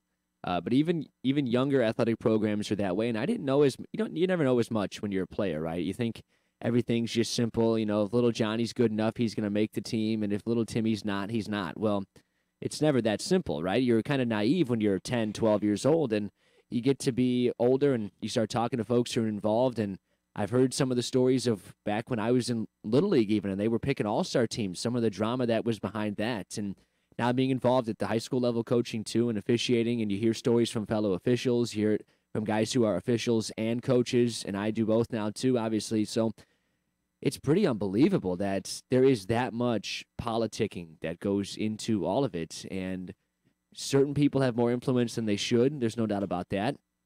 One of the theories I had was maybe little Timmy, mom or dad, was on the school board. So yesterday I kind of researched a little bit afterwards and was thinking, okay, do we have any last names that match up between the school board and the football roster? I couldn't find anything. I don't know if there's a nephew maybe or a different last name. Maybe a mom got remarried or something that's on the school board and her son's on I don't know if that's the case, but none of the names matched up. So I don't know who is pulling the strings on this, but somebody with power. It's not just some little kid that keeps coming up to the athletic director and the AD just goes, okay, well, I fully trust your opinion. Let's fire the coach again. Someone who has some pull is behind this. Can't find refs. It might be a point where we can't find good qualified football coaches for the Valparaiso football program. Oh man, I played obviously for Munster in the late 70s, and they had a football coach who had been there a long time, and he ran the single wing. Somebody texted me that, and I actually got to talk to the guy a number of times at like quarterback receiver camps, and I don't know why he was there because they ran the ball every time. But no-nonsense guy, and I think he's been gone for a while. And somebody texted me his name of that guy from the late 70s, but he's rolling in his grave because that was a solid, tradition-filled program, and now it is just entirely in upheaval. At the same time, the basketball program's the best team in the Northwest Indiana right now. Yeah, they're playing well right now, but, I mean, you kind of look at that. Excuse me, you look at that, too, and Mike Hackett is a guy who has kind of come under fire here recently from some of the folks I've talked to, some of the kids even, where I used to do that Sunday league they do, and there would be some of the better players on the teams, and I'm thinking, okay, they're still pretty good, but they're down a little bit from what they've been. They're not the regional champion, semi-state contender that they were for 5, 6, 7 years in a row there, and there were some guys who were in that league who could help for sure. And I would ask them, okay, why aren't you playing? Why aren't you playing? Same answer was always, I don't really care for Coach Hack. I don't care for Coach Hack. I like the guy a lot. Excuse me. Yeah, but you see, that over time programs get a certain type of player. You're right. And they win with a certain type of player. Mhm. And that's worked for Hackett. And No doubt, I've heard that also, that there's kids walking around the halls that could help the basketball team, and I get that part of it. Well, that's at But- every school too, to be fair. Yeah, but that's and just not every kid wants to get up and go to practice and listen to some guy yell at them, and that's just how it is. So I you know what, Al Hamnick's coming in. Let's pick this up, and you can join us when Al gets here. Okay? Yeah, I know. Coos too. Coos told me yesterday when we did the game. We'll talk about the LC game, but Coos told me be ready. He's going on the Hammond Griffith attack, so be ready for that. Yeah, I wanted to leave that for Dave Kuziak at 8 o'clock, but we're going to talk St. Francis de Sales here for a second, believe it or not. Be right back. Injured in an accident that was not your fault? Get Gladish. Not only does he have over 20 years of experience, but Gladish is also a board-certified civil trial specialist by the National Board of Trial Advocacy, a member of both the Best Lawyers in America and Indiana Super Lawyers, and has achieved the highest possible peer review rating of AV by Martindale-Hubbell. Let Attorney Gladish, along with his attorneys and staff, deal with the insurance company and its attorneys while you are putting your life back together. Call for a free consultation, 219-838-1900, or visit thegladishlaw.com. Attorney Gladish's office is located at 3235 45th Street in Highland, Indiana. Remember, injured? Get Gladish. Experience, ratings, and certifications count. Ironworkers Local 395, through their contractor employers, the Northwest Indiana Contractors Association, are the workers you see building Northwest Indiana. They are the craftsmen building your schools, hospitals, malls, steel mills, and manufacturing plants. They support local charities, including Tradewinds and Chasing Dreams, and they coach your kids after work and on the weekend. They live, work, and contribute to all of our local communities' economic growth. To find out more about these organizations, visit ironworkers395.com or nwicontractors.org. Hey, guys, what's going on? AM 1230 WJOB. It's Mike Dooley. It's Mike Dooley, Dooley. There you go. And if you guys want to see all of the 2-hour delays, all you got to do is pick us up in video on Facebook, Twitter, and YouTube now. And it's scrolling across the bottom. There is a lot of 2-hour delays in the Calumet region. Traffic right now is still bad in a lot of areas, and number one is the Borman Expressway westbound across the Calumet region, and that backs up from Calumet Avenue to Broadway. Another accident earlier in the Land of Doom between Calumet and Torrance that doesn't get plowed because both states kind of forget about it, and that has caused problems for the rest of the morning. 294 is pretty bad from Cicero on up to the Stevenson. 80 going east and west is pretty good. So the Skyway and the Toll Road are good. The Bishop Ford and the Dan Ryan are very bad, as you're looking at starting at about Dalton all the way up to 67th. That'll take a couple seconds off the end of your life getting caught in that menagerie. Skyway Toll Road looks pretty good. Borman, once again, try not to get on the Borman. That's actually good advice for your entire life, but just this morning especially. Westbound on US 30 is tight going into US 41, going under that little bridge, the little 2-lane bridge under the train tracks right in that area. But once you get through there, you'll be fine. Traffic brought to you by Napleton River Oaks Honda. All right, guys, the snow has kind of come up on us. We got 4 or 5 inches, and it's snowing pretty hard right now. This is supposed to taper off around 9:30, hence all of the 2-hour delays. And then once again, if you want to see all those 2-hour delays, they are scrolling on the bottom of the screen. I'm not going to go through every last one of them. And let this just be a slight warning for people who come up to me and say, hey, man, you know, I like listening to JOB for the school closings. Don't ever do that. Not unless you want me to, like, spit in your coffee or something, because that is part of what we do, and we make sure we bring 2-hour delays and school closings and so forth. But all that means is that you don't really listen and you don't become funny. So just keep walking. But anyways, a high of 23, very cold today. You may even get a little bit of sunshine later. Should be decent travel. I'm headed to the Purdue-Ohio State game tonight. I've had this planned for a couple of months. The wife's like, I'm not going if it's snowing. And I'm like, ah. So we're headed down there, hopefully run into her sister is just a recently retired police captain from the Purdue Police Department, and hopefully get to see the grandkids down there for a little bit, and then go over to the game. That's been scheduled for some time. Hopefully it doesn't snow too bad, and I-65 is moving. And but it gets very cold tonight, a low of about 4 degrees here. Right now at local 395 in Portage, it is 18 degrees, 17 degrees at local 41 in Munster.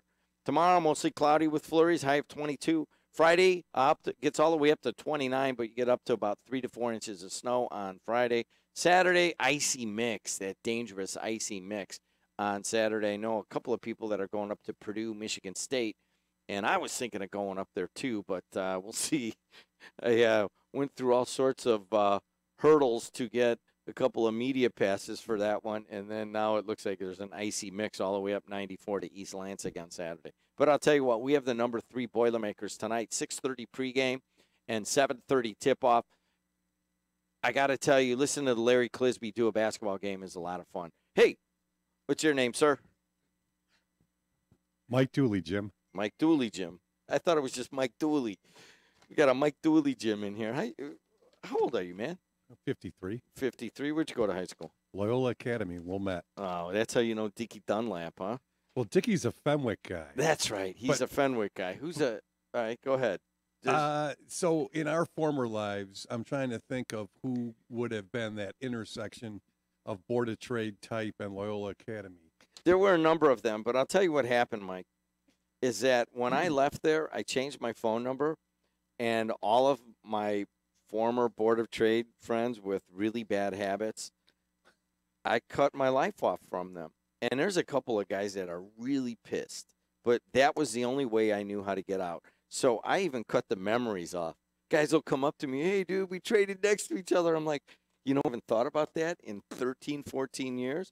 And I'm sorry, but I can't quite remember. But I stood next to a Loyola Academy guy for a long time, and I can't think who it is.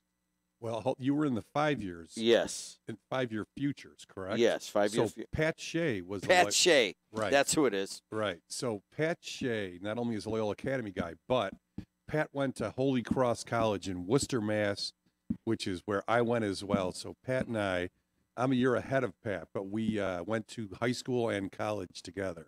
First of all, quit tapping. Oh, and second of all, is that one of those colleges where you got into a bunch of trouble in high school, so they sent you away and they were supposed to clean you up? No. Okay, all right. I think that could be Holy Cross Junior College next to Notre Dame. Yes, sorry. I mean, you know what? That's right. Did Rudy start there? Yes. Rudy had a little trouble. They make that big. They made the big movie about him. Then they didn't realize that he had gotten in a lot of trouble over here at Joliet Catholic. Of course. And that's why he was at Holy Cross. His dad got pissed and sent him over there. But anyways, Mike Dooley is a former Board of Trade guy.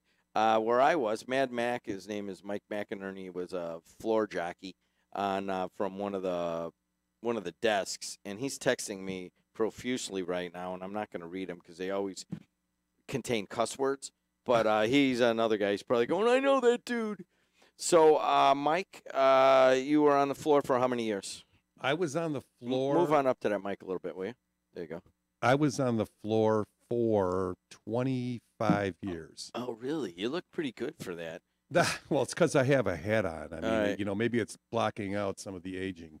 One of the things I've noticed is that I always thought that there would be people in my life that knew what it was like then around me, okay? And then I realized that when I want to talk about like yesterday, or the markets have been going down, and I just wanted to talk a little bit of market. Well, I've cut myself off from all my friends, and some of them are mad at me. And of course, we'll pick it up as we get older, I suppose. But there's no one, I remember when this happened during this weird time on the floor. This happened, and I don't have that to talk to. But then I realized most people don't. It's gone. It's crazy, and I think about it sometimes because we were so immersed in that lifestyle, and you think that the rest of the world knows what we're doing down there. But the reality is when you talk to people about those days and that kind of lifestyle, no one really knew what we were doing. Everyone thought we knew about stocks. I mean, did we know really anything about stocks back then, Jim? I mean, somewhat, yeah, but more than most people for sure. but we didn't trade stocks. We were trading government products, fixed income rate products. And quite frankly, most of the guys who traded those didn't know a ton about those either. Many didn't really know what a bond was. No. I'm not sure what that is. I know that the government is something to do with it, and they're regulated, and a tick is $31.25. But past that, I don't really know what that means. You try to explain their home mortgage to them, and then they're like, "Don't you trade 30-year bonds?" Yeah, but it's a little bit different. Right. No, you're exactly right. And I heard somebody, actually, he was a guy who worked for one of your first outfits, AMI. I can't remember his name, but I ran into him in a tavern of all places, and he was a former trader at that time, and I was still trading, and he was trying to explain to his coworkers how thousands of people at the Board of Trade made their living off of very, very slight fluctuations in the mortgage market, and they couldn't understand how so many people could be reliant on such small moves in such a large industry. So it just, you're right. Nobody knows what we did down there, and now it's long gone, and it's nothing but a memory. Wow, that's. I'm trying to figure out some of the guys that would have been that you met at bar, but the list is very long because they all hung out in bars like I did almost every day. And people don't realize, and I'm not proud of this, but I spent a lot of lunch times having a liquid lunch and then coming back to work. And I guess I did that also as a laborer in the late 70s, early 80s. So I had some, proficiency in it. But that's just one profession where that was accepted. Oh, there's no doubt. And I think that the grain room guys were the pros. And they would have been the next generation older than us, where that, the 60s, the 70s, that was the way that they did business. Certainly every day after the close, if you remember, the grains got out at 1:15. And I think they started at 9:30. Sign of the trader. The series, the sign of the trader, man. 2 drinks and you're on your way. I met my wife there one time, and she was, I don't know, before she was even going to law school. She came up on the train, and I was going to take the train back with her. And she goes in there, and she orders a vodka, like a vodka 7. And she drinks the vodka 7, and then we're there another hour, and she drinks another vodka 7, and I probably pack away 5 or 6 beers in that time. And then we're walking to the train, and I'm like, she's not like, doesn't get drunk very easily or doesn't even like to really drink that much.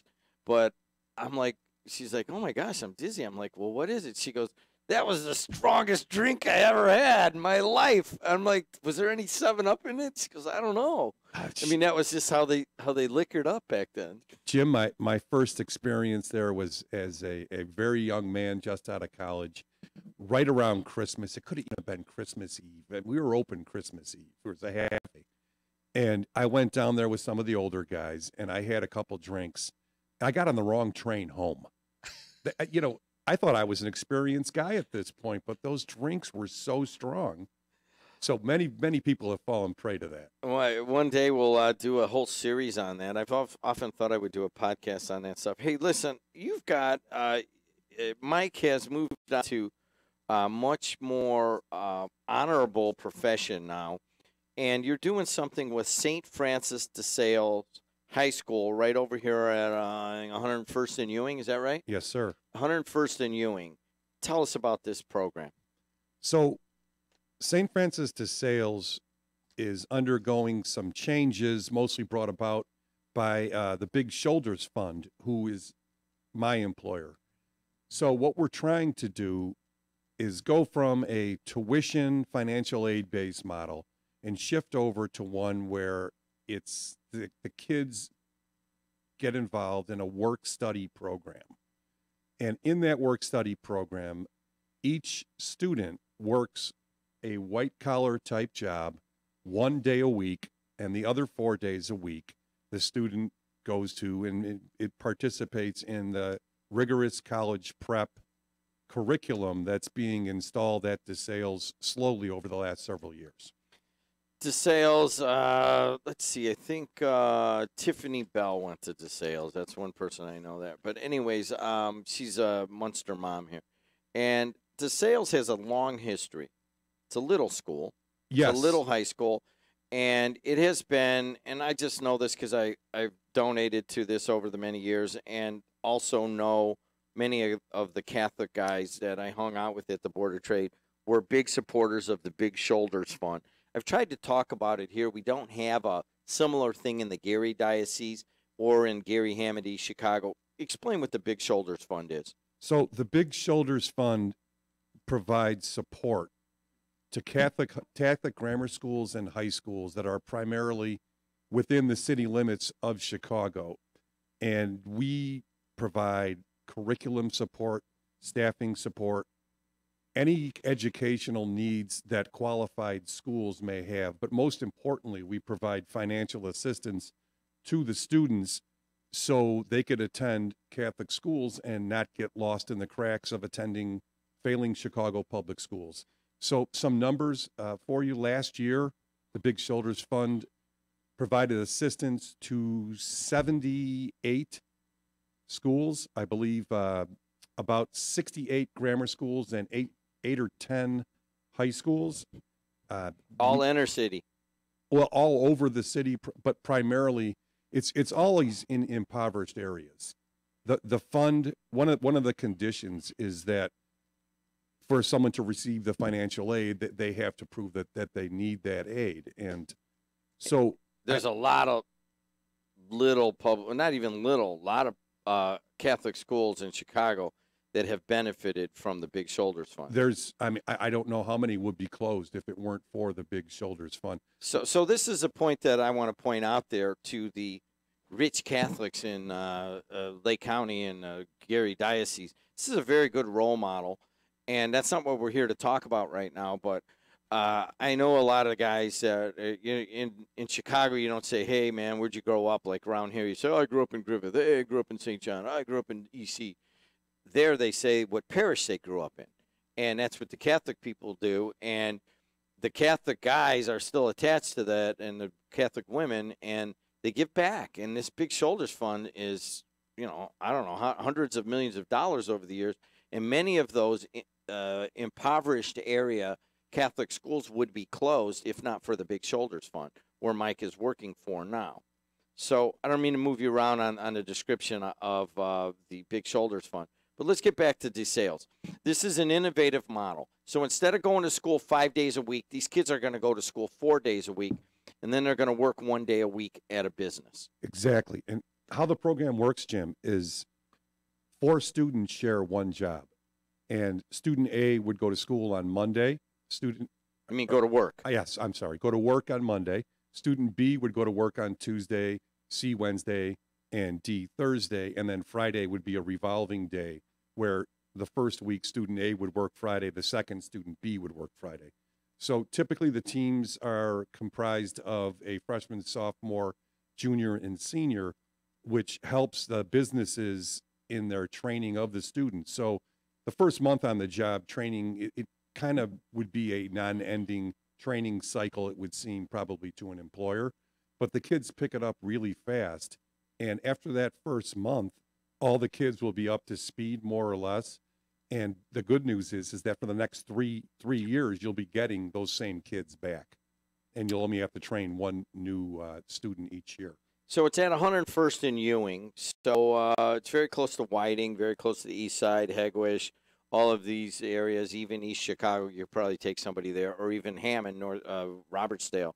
So what are you looking for in terms of employers right now? So right now we're casting a pretty big geographic net.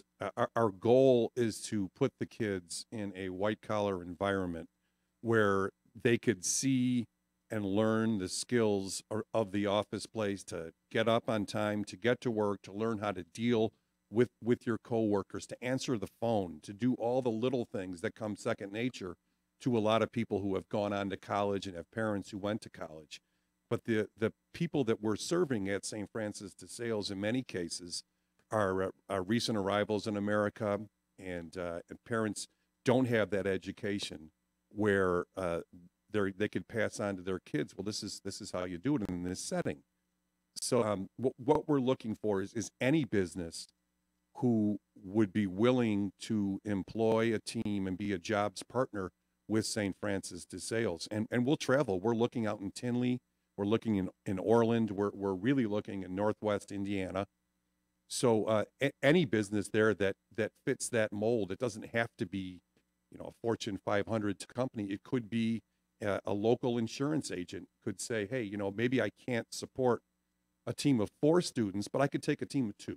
I could use Monday. So and Tuesday. you're not looking. Not everybody has to have basically a 5-day-a-week thing. They might be able to take 2 days a week. Yes, and there's flexibility. There's flexibility in number of students that employers could take on. There's flexibility in how much pay that they ask. The school or the institution that began this model is Cristo Rey High School in the Pilsen neighborhood of Chicago. They've been extremely successful. They started in 1996 with 60 students. They now have, I believe, 550 students, and their first campus was the old St. Stephen King of Hungary Grammar School when Pilsen was Czechs and Eastern Europeans. What is that, 20? I used to run by that place when I lived in Little Italy. Like 22nd and Walcott. Yeah, it's 22nd. Yeah, I think it's Walcott. Yeah, but it's 22nd Street for sure. Because and that's not that big a place. Well, it wasn't, but they have gone through 3 separate capital campaigns and 3 separate building phases, where they now have a brand new gym. They have brand new classrooms, and the original St. Stephen King of Hungary School is actually administrative offices and support for the school.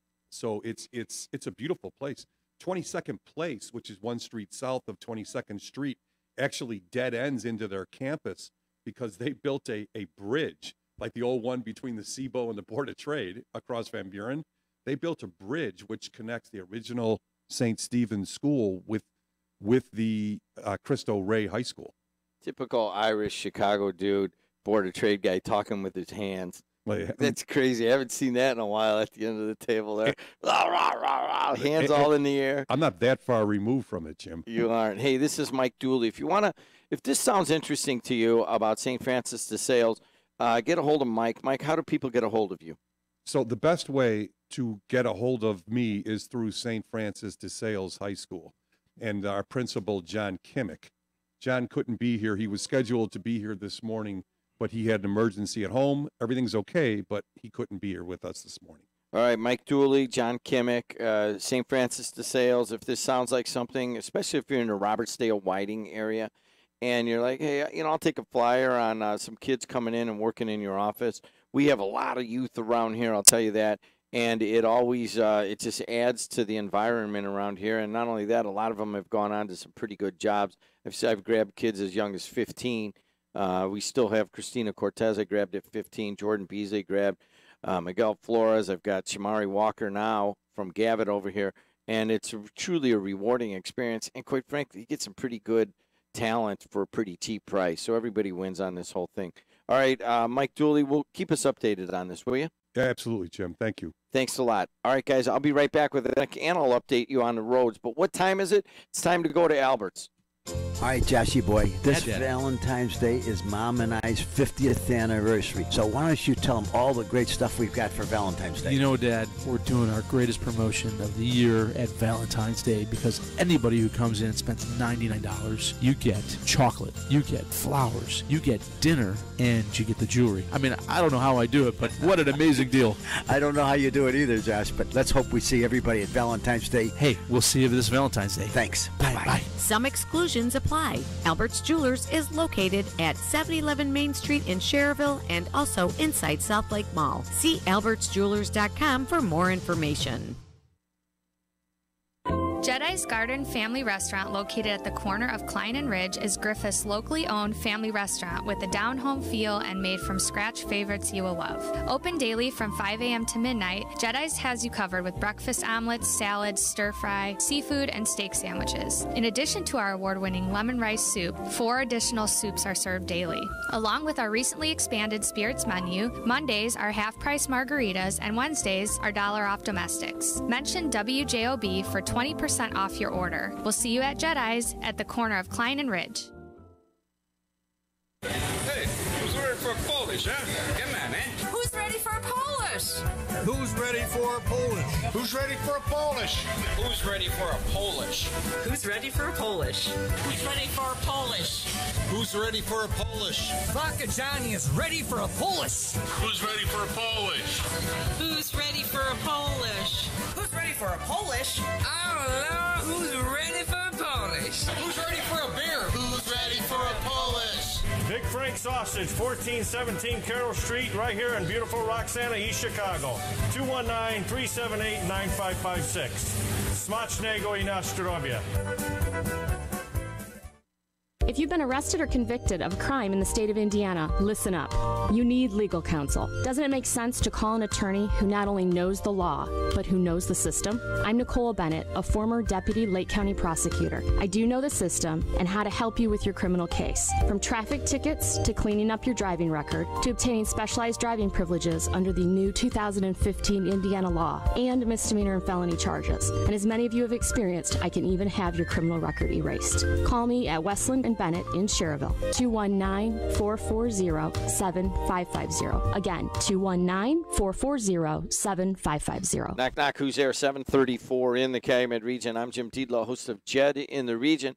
Taking a look at traffic, what we have here, 294 around the city has gotten very bad in a very big hurry. Do not go that way unless you have another option, which you don't.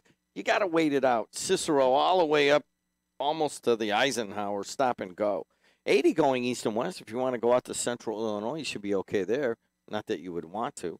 And the Bishop Ford has been bad all morning long. That continues from Dalton Avenue all the way to 67th on the Dan Ryan. I don't know how long that is. I don't think I could run that far. And that's a long way. Skyway Toll Road are fine. Take that if you can. And I hate to say it. You know, one thing we've never done is ask the Indiana Toll Road or Chicago Skyway if they'd like to advertise here. And I hate to push you there and go spend money there because they don't spend money here, but go that way, huh? Because that's they've gotten it pretty clean on both those roads, and they're moving along well.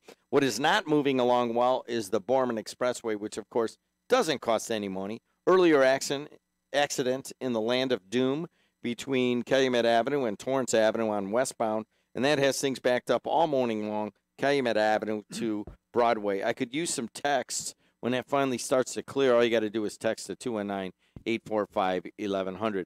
I got a picture here. This is shameful. Indianapolis Boulevard. That looks like that is right by the river and Indianapolis Boulevard. So that's the state that should be doing that. Thanks a lot for that photo. Can you show that photo? Oh, you are showing that photo. Why would I even ask? I've got Sam Michael and Ryan Walsh running the show here, and I asked Ryan, I go, where's those papers you printed? I need them printed by 8:15. I already did it. Sam Michael, put that photo up there. It's already up there. I don't even need to talk. They're just right there. I have the best production staff in all of Chicago, and it happens to be in Indiana. Ramp on the eastbound 8094 southbound Burr. All right, there's another act there. Wreck on the ramp from the Borman. Mark Hoffman, that was his name. We're going to talk about him in a second. All right, I got all sorts of texts coming in. Here we go. Hey, Jed, eastbound 8094 at Burr Street. There's an accident on the ramp. All right, this is a different person sending that one in. It is a four-door sedan bagged up real bad in the front end and in an SUV, and that is eastbound on 8094. Snowing pretty steady all over the region. I got all sorts of good pictures here. Hegwish Avenue, 134th, beautiful snowing. So it's still snowing out, folks, and the roads are not getting any better. Al, how was your drive over here? Very slow, very deliberate. The streets aren't too bad, but slippery, very slippery. And do I need to take this phone call? And 219-845-1100. Let's see who this is. Hey, you're on the air. What's going on? Hey, Jimmy, Kenny, Angotti here. Say hi to Al. Hey, Al. How are you, Al? Hi, how are you? I'm doing good, Just yeah, I'm plowing here. And Jim, I was going to tell you about that Burr Street. If you got to get off on Burr Street going west to east, it's a real tight squeeze because the cops are there and the cars are banged up and everything. So I mean, not too many people get off on Burr, I'm sure, but It's really, really tight. But Jim, real quick, you got to have a new segment or whatever on Life and Times of a Snowplow Guy featuring Mad Mac. The gas stations that he does at Cal City, I had to do his route one time because his truck was bad. Oh my God, it's unbelievable. But anyway, that'll be. Hold on a second. Mad Mac is doing. He's doing gas stations in Cal City. Oh yeah, he did a couple gas. He does a couple gas stations, and you know how he is. I mean, he don't pull no puncher or nothing, and it's hilarious. I mean, just people. I mean, people do stupid stuff. You know, when you're trying to do a gas station, I mean, it's hard. Anyway, but. You know what? I got to tell you, that would make a nice reality segment. Next big snow, we're going to send out a camera with Mad Mac and just listen to him talk the whole time. All right. Hey, Kenny, thanks a lot for calling in, buddy. Talk to you. Bro, thanks. See ya. I wonder how many pumps he's destroyed. Probably have to put bubble wrap around them. Yeah, he's a character. You're on. Oh, let me turn your headphone up. I turned it down because I don't know why I turned it down. How's that? Any better? You hearing 1, 2, 3. Yeah, microphone sounds better. Okay, no, I think it's just your ears sound better. Hey, he's Al Hamnick on a snowy day. He is the longtime sports writer here in Northwest Indiana. Certainly the longest running sports writer in Indiana. I mean, in Northwest Indiana, if not all of Indiana. Al, we got so much on the docket right now. But right now I'm scheduled to go to Purdue and Ohio State tonight. If the roads hold up, I'm going to go. And Purdue is number 3. They host Ohio State, and then they go to Michigan State. This is a weird time for Coach Matt Painter. It's all coming together. It is. People saw it, developing over the last couple of years with the recruits he got. I watched the IU game a couple nights ago, and when he goes big on the floor, I'm wondering how many NBA teams could keep up with that, because they're just humongous around the basket. The Haas kid, I mean, I watched him one sequence. He was standing directly under the basket, and the bottom of the net was actually brushing against his flat top. That's how big this kid is. I think 7'3", 7'4". Yeah, and the other guy's 7'2". Yeah. So they've got some of the biggest guys in all of college basketball. And then they lost Biggie Swanigan, and everyone thought it might take him down. It's actually brought him up. Mm-hmm. And they're not looking to go to Biggie every time down. And the whole team got involved, and they're just a pleasure to watch. Very, very defensive-minded, which, is Painter's, he preaches that from the pulpit every season. You got to stop the other guy, and then we go into our offense. They're fun to watch. Can't say the same for IU. Very disappointed in Indiana basketball this season, but maybe that'll come around. Who knows? But Purdue, they've got a groove going right now, and he's not going to blow it because he's too good a coach, too experienced as a coach, and he knows what it's like when they turn up the heat. And I think he'll respond, and the Boilermakers will respond perfectly. This is actually kind of a turnaround here at WJOB, in that in years past, high school basketball has been on kind of a high note, and our Purdue and IU coverage has kind of suffered some of the ratings and people listening and so forth. Right now, it's kind of the other way around. Last night, Lake Central at East Chicago Central. We did the game in video.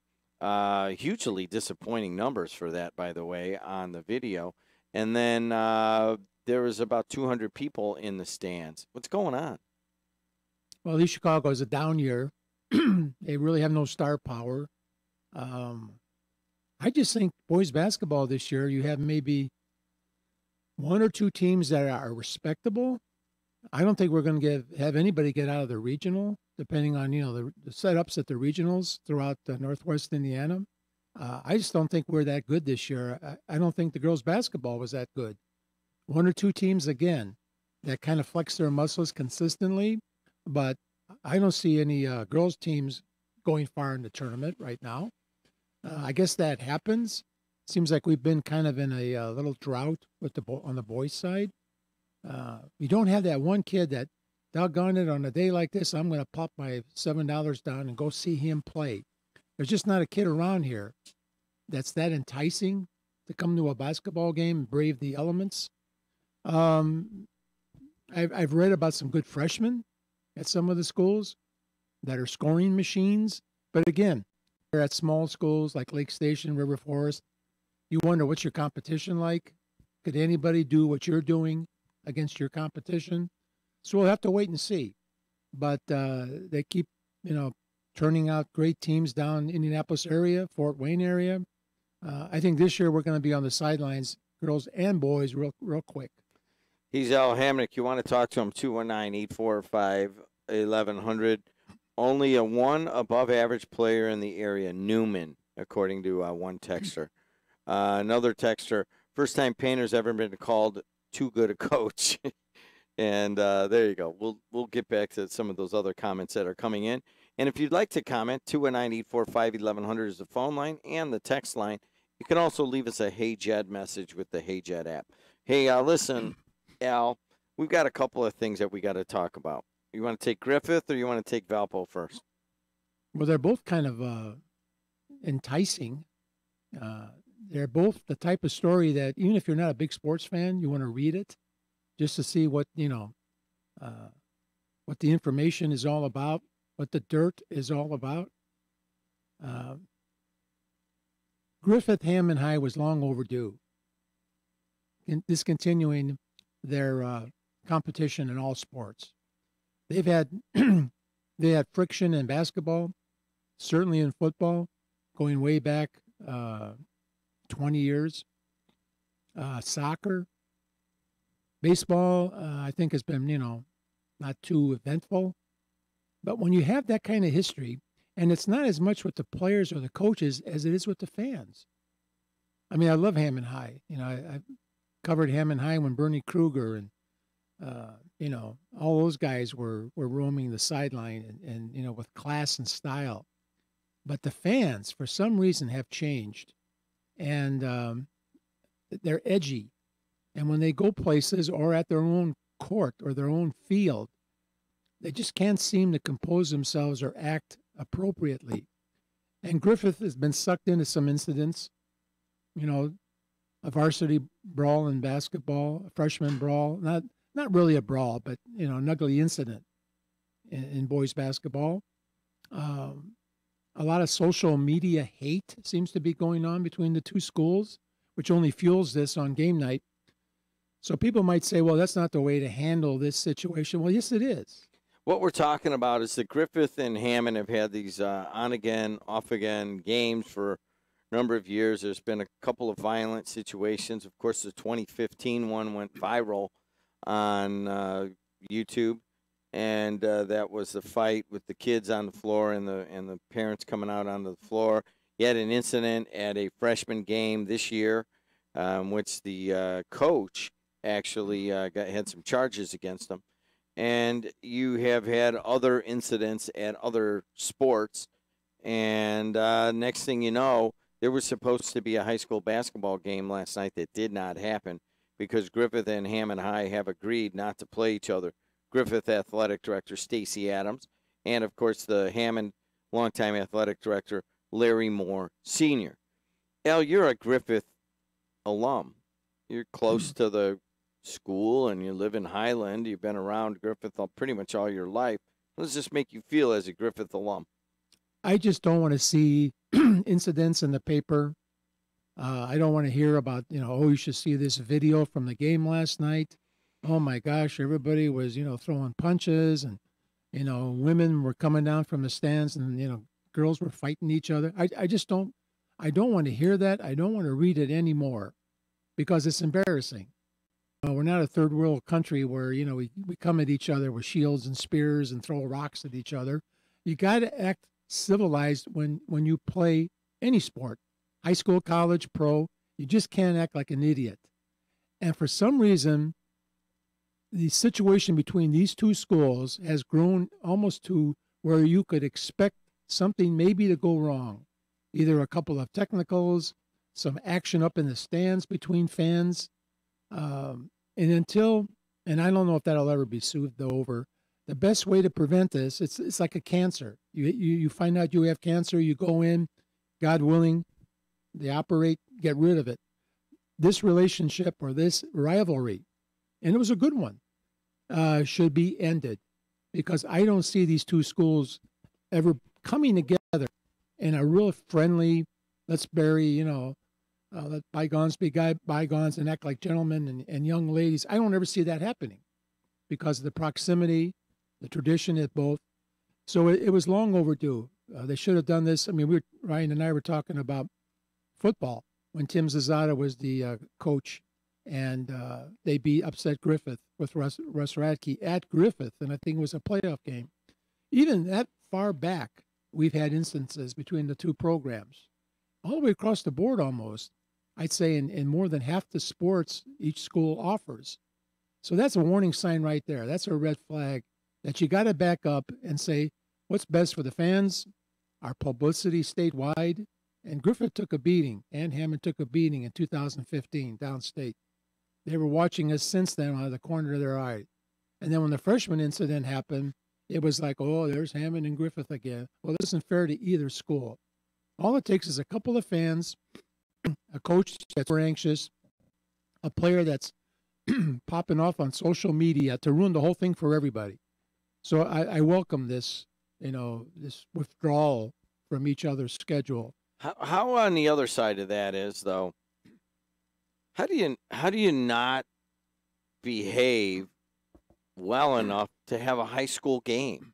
A freshman game. A freshman game. I mean, what kind of a comment is that on society in general and on the Griffith and Hammond communities? They can't behave enough to have a high school game. I mean, that is a. And then is there some sort of accountability on the administrations of Griffith and Hammond High?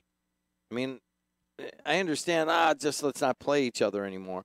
But isn't that just a symptom of what's going on, possibly?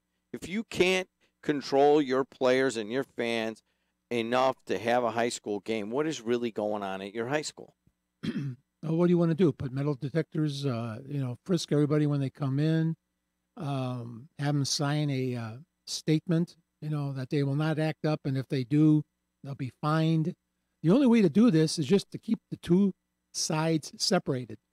I have not seen this kind of anger or disruption since I started doing this years ago and was at the Gary Post-Tribune for about 20 years when we still had about 6 or 7 high schools in Gary. West Side hated Roosevelt. Yeah. Horace Mann hated West Side. Wirt hated all of them. West Side Roosevelt might be the biggest one out of that. Lou Wallace, was kind of caught in the middle. They didn't like anybody either when it came to athletic events. And you would go to these games, and I mean, you'd see the principal there with his arms folded at every game. You'd see police, security guards.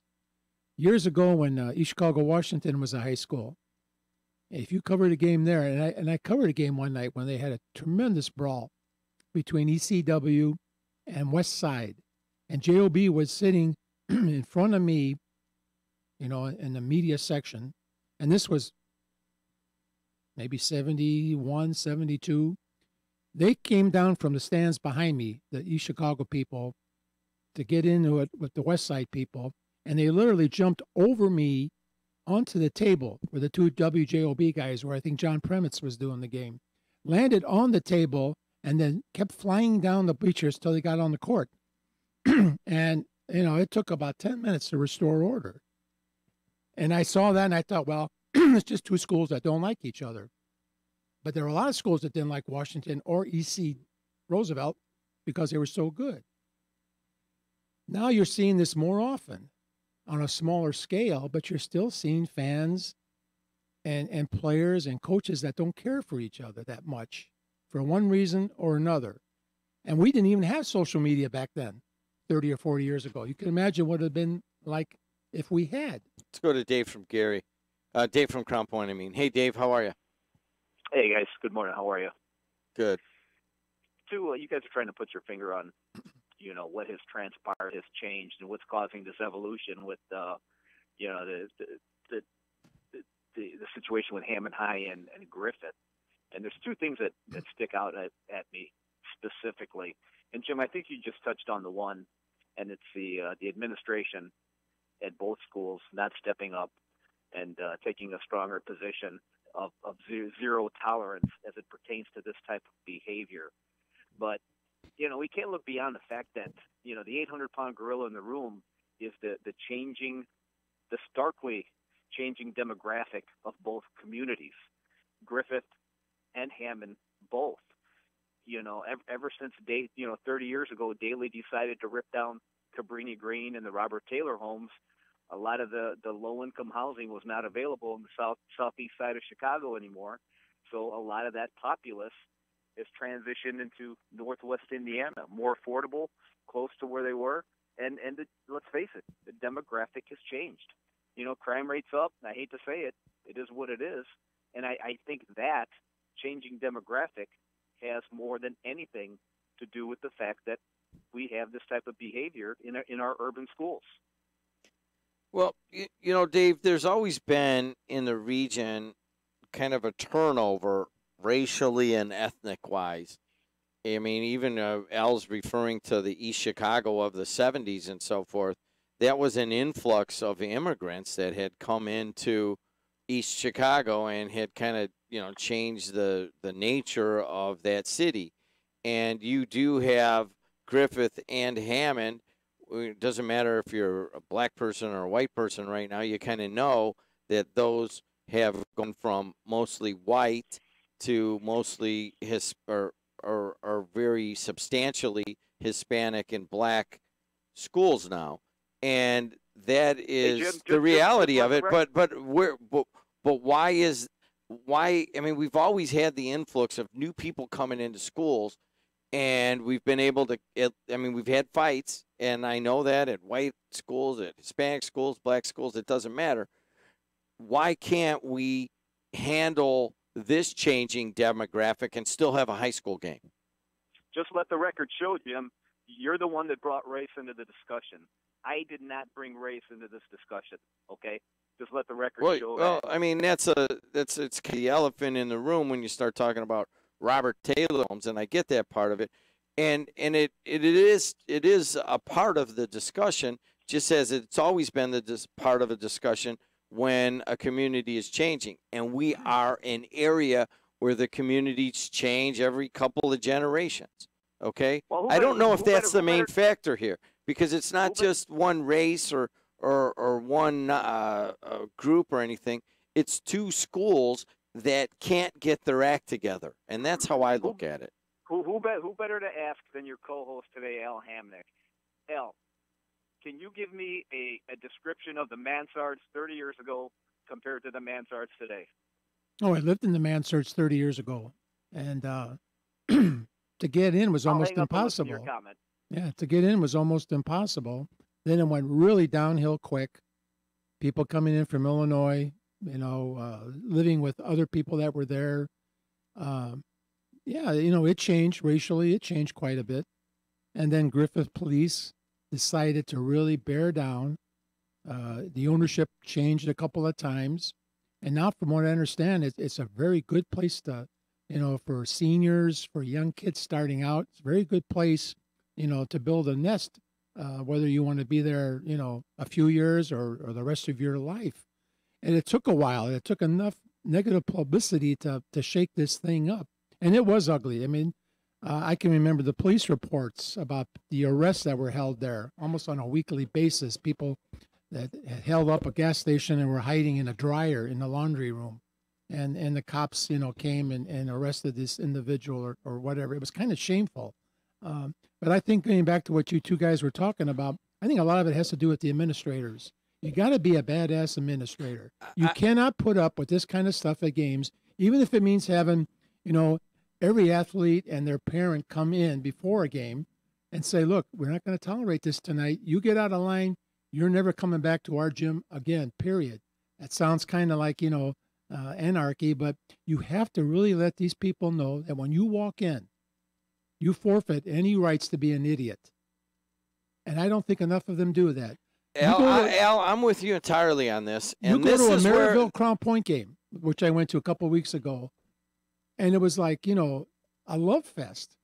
And you had white and black on both teams, but it was like a love fest.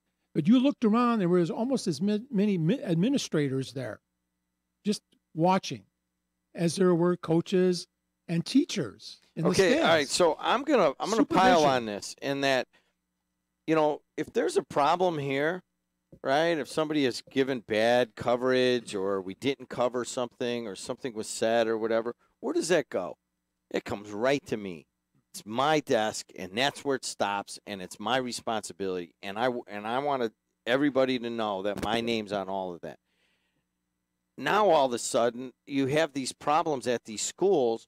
Where are the forceful administrators to say, are they showing leadership by saying, well, we're just not going to play each other? That's the leadership that's needed.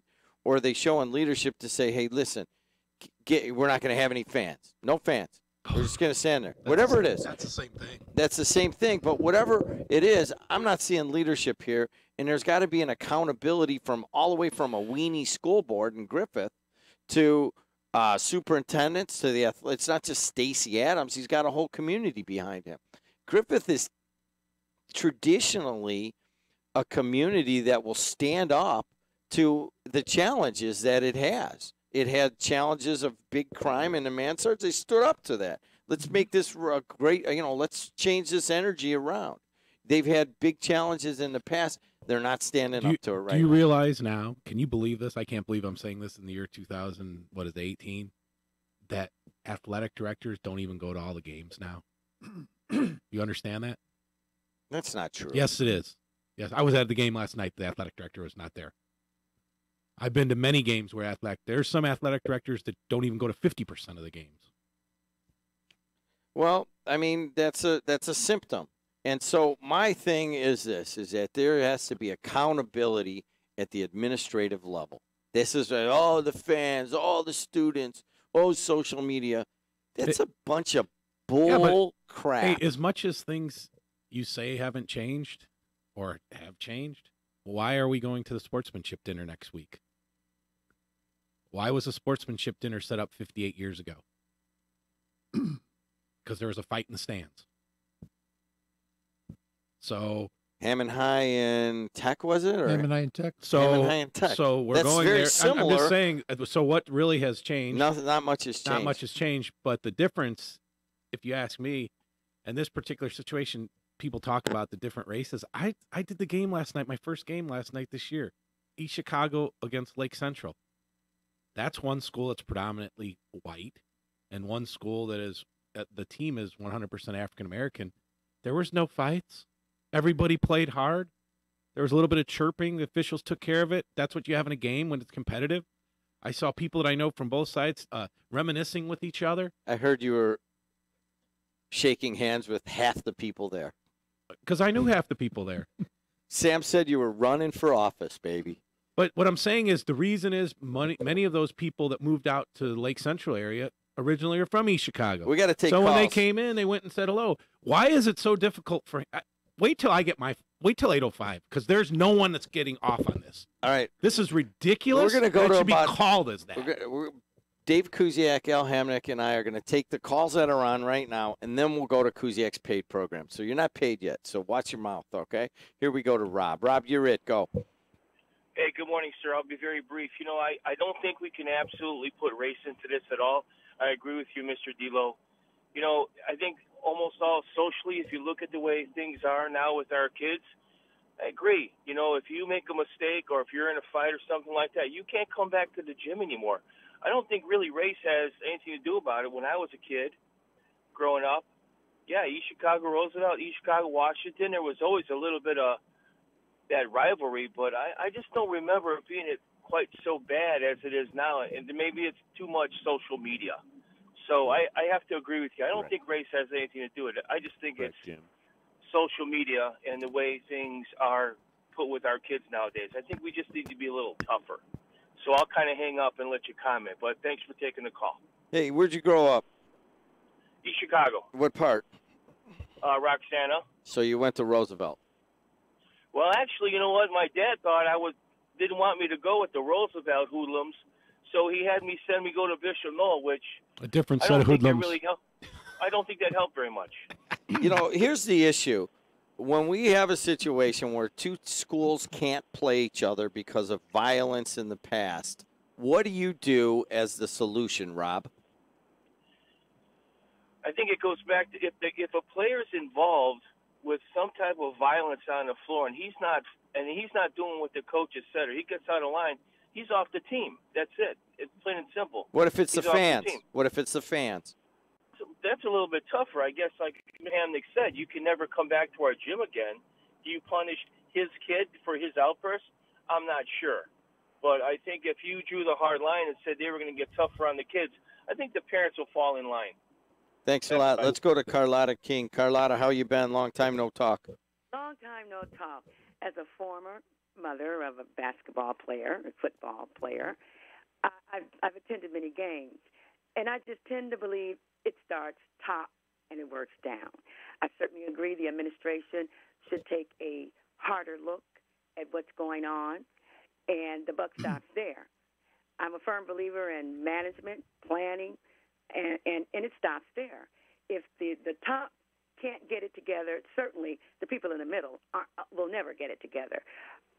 I mean, yes, even if you want to bring race into it, I don't want to bring race into it. Kids are kids. They want to play. They want to enjoy the sport. But when you see things are getting out of hand, you got to work from the top down. What's happening? What's going on in that home life? You know, it's so many variables out there as to why things are happening now as opposed to why it didn't happen 40 years ago or in my time. But whatever, I mean, the fact that they have mutually agreed not to play each other, I think it's a cop-out. Explain. Why do you think it's a cop-out? Because somebody should have been held accountable and bring those two teams together. So in essence, every time something don't work, you're just going to niche it out? Yeah, that's really a great example that those two administrations set for their kids. If we can't work it out in life, just quit. Just quit. That's great. That's what we're teaching. But you've had just wait a second, Mal. You've had two incidents yeah, but Al, already. here's what you do if you're a professional. If you determine, and this is not the first two schools that determine not to play each other, they just didn't go on the paper and do this. What you do after the season is you just say, listen, we're scheduling 20 games next year, and if you're a professional, you pick up the phone, and if you're Moore or Stacey Adams, you call the other guy and say, listen, we don't need to put this in the paper. Let's give a couple-year cooling off period. Go schedule someone else. We're going to schedule someone else. Then you know. But once you schedule the game and you've scheduled all the sports, to quit in the middle and you quit the week that you're supposed to play, that's a terrible example. Listen, I was talking with someone yesterday. Maryville and Andrain didn't play each other for years because of problems. Bishop Nolan and Andrain didn't play each other for years. But they didn't stop in the middle of the year. They talked about it. There was a cooling off period, and now they play each other But they again. never had incidents like these two. Carlotta, what do you say to this? I still say somebody, cool heads, should have come together and worked this out because nobody loses but our babies. And it's just a poor example of adults not working it out for our babies. Thanks a lot, Carlotta. I'm going to get these last four in. Let's go to Jackie on line 2. Jackie, you're it. Go. Hi. Hello, Jed. Hello, Al. Hello. Hi. I want to give Al kudos for mentioning Bernard Cougar. And my mom, he was principal when my mom went to Hammond High. So, anywho, that tells you how old I am. But when my son played, he played all sports, baseball, basketball, and football. And there was somewhat of a indifference between, Griffith and Hammond High. But it didn't come to the point that it is now. And I also just wanted to say, and Tim Cesada, he was he had his moments also. He's mentioned in an article today. Oh, did he? Yeah, they say Tim Cesada was interviewed by Mike Hutton out of the Post, and they talk about the Tyler Radke days and how deeply divisive it got during those times. I was at that game when Michael Coles was the quarterback and they upset Coles Griffith. and I was sitting in the Michael Caston. I was in the north end zone and they couldn't believe it. And Radke is still fumed. But guess what? Hammond High came into on your home field and kicked Right. your backside. Right. And deserved right. to win. That one guy had like an 80-yard run that took 175 yards. Was He it went from Juwan? sidelines to Was it Rodney sidelines. Dennis or Juwan Turner? Juwan Turner. Juwan did that. Turner or Rodney? I think it was Juwan Turner, and Coles was the quarterback, Michael Coles, and they couldn't stop him. I'll be darned. But my son was main quarterback. Oh, really? Michael Caston. Oh, okay. So, Jackie, all right. Hey, Jackie, I got to hit two Okay, more, go. and then I got to go. Thanks a lot. Let's go to Jim on line 6. You're it. Go. Hey, I wanted to change the subject a little bit and just say Al wrote a very good article on Sunday about Hank Schramm and Fred Williamson, but he missed one other region connection in Super Bowl I. And if Dave Kuziak can't answer it, he loses his East Chicago passport. Was Harmon involved as a coach there? No? No, from East Chicago. What was it? Ray Wojciechowski from East Chicago Roosevelt, who played for Northwestern, was the offensive coordinator for Vince Lombardi. He went to Roosevelt. That means he can read and write, much unlike the other high school that's Was that in that town. Ed Wojciechowski's brother? Yes, Former Lake Central, longtime Lake Central coach? I believe it may have been. The Wojciechowskis were from East Chicago, and they were related to the Rabickis also. But Just think he about played that. for The East Chicago first Super Roosevelt. Bowl, and there's 3 people from the region. And you know what's on the sad? field. You're the first one that's brought that to my attention because I went through the books and everything, the rosters to kind of look, and somehow I missed Mr. Wateka. That would have made the article a lot better. I wish you had Rewrite. Yeah, rewrite. Copy desk, rewrite. Yeah, look, research it, look it up. He, like I say, he played for Northwestern, I believe it was, and then he played pro ball, and then was I believe was offensive coordinator for Green Bay. Son of a gun. All right. Hey, Jim, one other thing. The bishop comes out and says he's not going to build a brand new Andrean high school right now. Your thoughts? I think it's good to be committed to the area he's in. I don't know how much it's going to take to repair the existing Andrean. I assume they did the numbers on that and saw that it's probably cheaper to do that maybe. I don't know about that. The study does not look good either way from what I've been told. All right. Thanks a lot, Jim. Final phone call. Mad Mac, you ready? Go. Hey, Jimmy, remember I called you a couple weeks when I said there was a difference between north of the expressway and the south of the expressway in terms of the level of seriousness of which people take their government and their education? Well, I'll reel off 4 schools here: Crown Point, Lake Central, Munster High, Highland. I'll even throw in Winfield and little Hicktown, whatever that high school is in Cedar Lake. You ever hear any of this stuff happening down there? The answer is no, because they take discipline seriously. You get out of line, you get kicked out of school. It's tolerated at these other places. You can't go at halftime and in pregame in football and basketball and play all these rap songs that you've got to put the clean version on that are debilitating to women, that absolutely make fun of the police, and they glorize marijuana and dope and gold and all this other crazy crap, which is no good for the kids. The day of the fight at Griffith, I'm literally sitting in the stands, and I look over at the former coach of the football team, Mr. Pick, and I said, hey, dude, this has got riot written all over it. And I said to him, I go, this is a powder keg here, man. You guys got to do something. He goes, look, man, I'm done. I go, what do you mean? He goes, I say this every week here. Nothing happens. Nothing happens. You got to take this stuff serious. It doesn't happen in Munster or Lake Central. Tell me why, Jimmy. I could tell you. I could tell you why, because I've been to a game when a kid. Now, I've seen Ed Sturbiak grab a kid and walk him right out because he's security there, and he grabs someone and takes him right out of the gym. That's what you need. Hey, Jim. That's what you need. Hey, Jim, go back over to Griffith and ask him how many people were disciplined regarding the fight over there. How many people got disciplined when a young man took a baseball bat to someone's head? Nothing. No, nobody even got a warning. Nothing happened, Jimmy. You got to take it serious. You can't foster an environment where you play songs that you've got to edit to take the F word out 25 times. You can't play this stuff. You can't have a rapper come in to the Lake of Festival, whatever that thing is up on the lake at the little pavilion up there. You can't have a guy yelling the F word out over the microphone 100 times that somebody who's having a wedding over at the golf course hears that while they're toasting a wedding.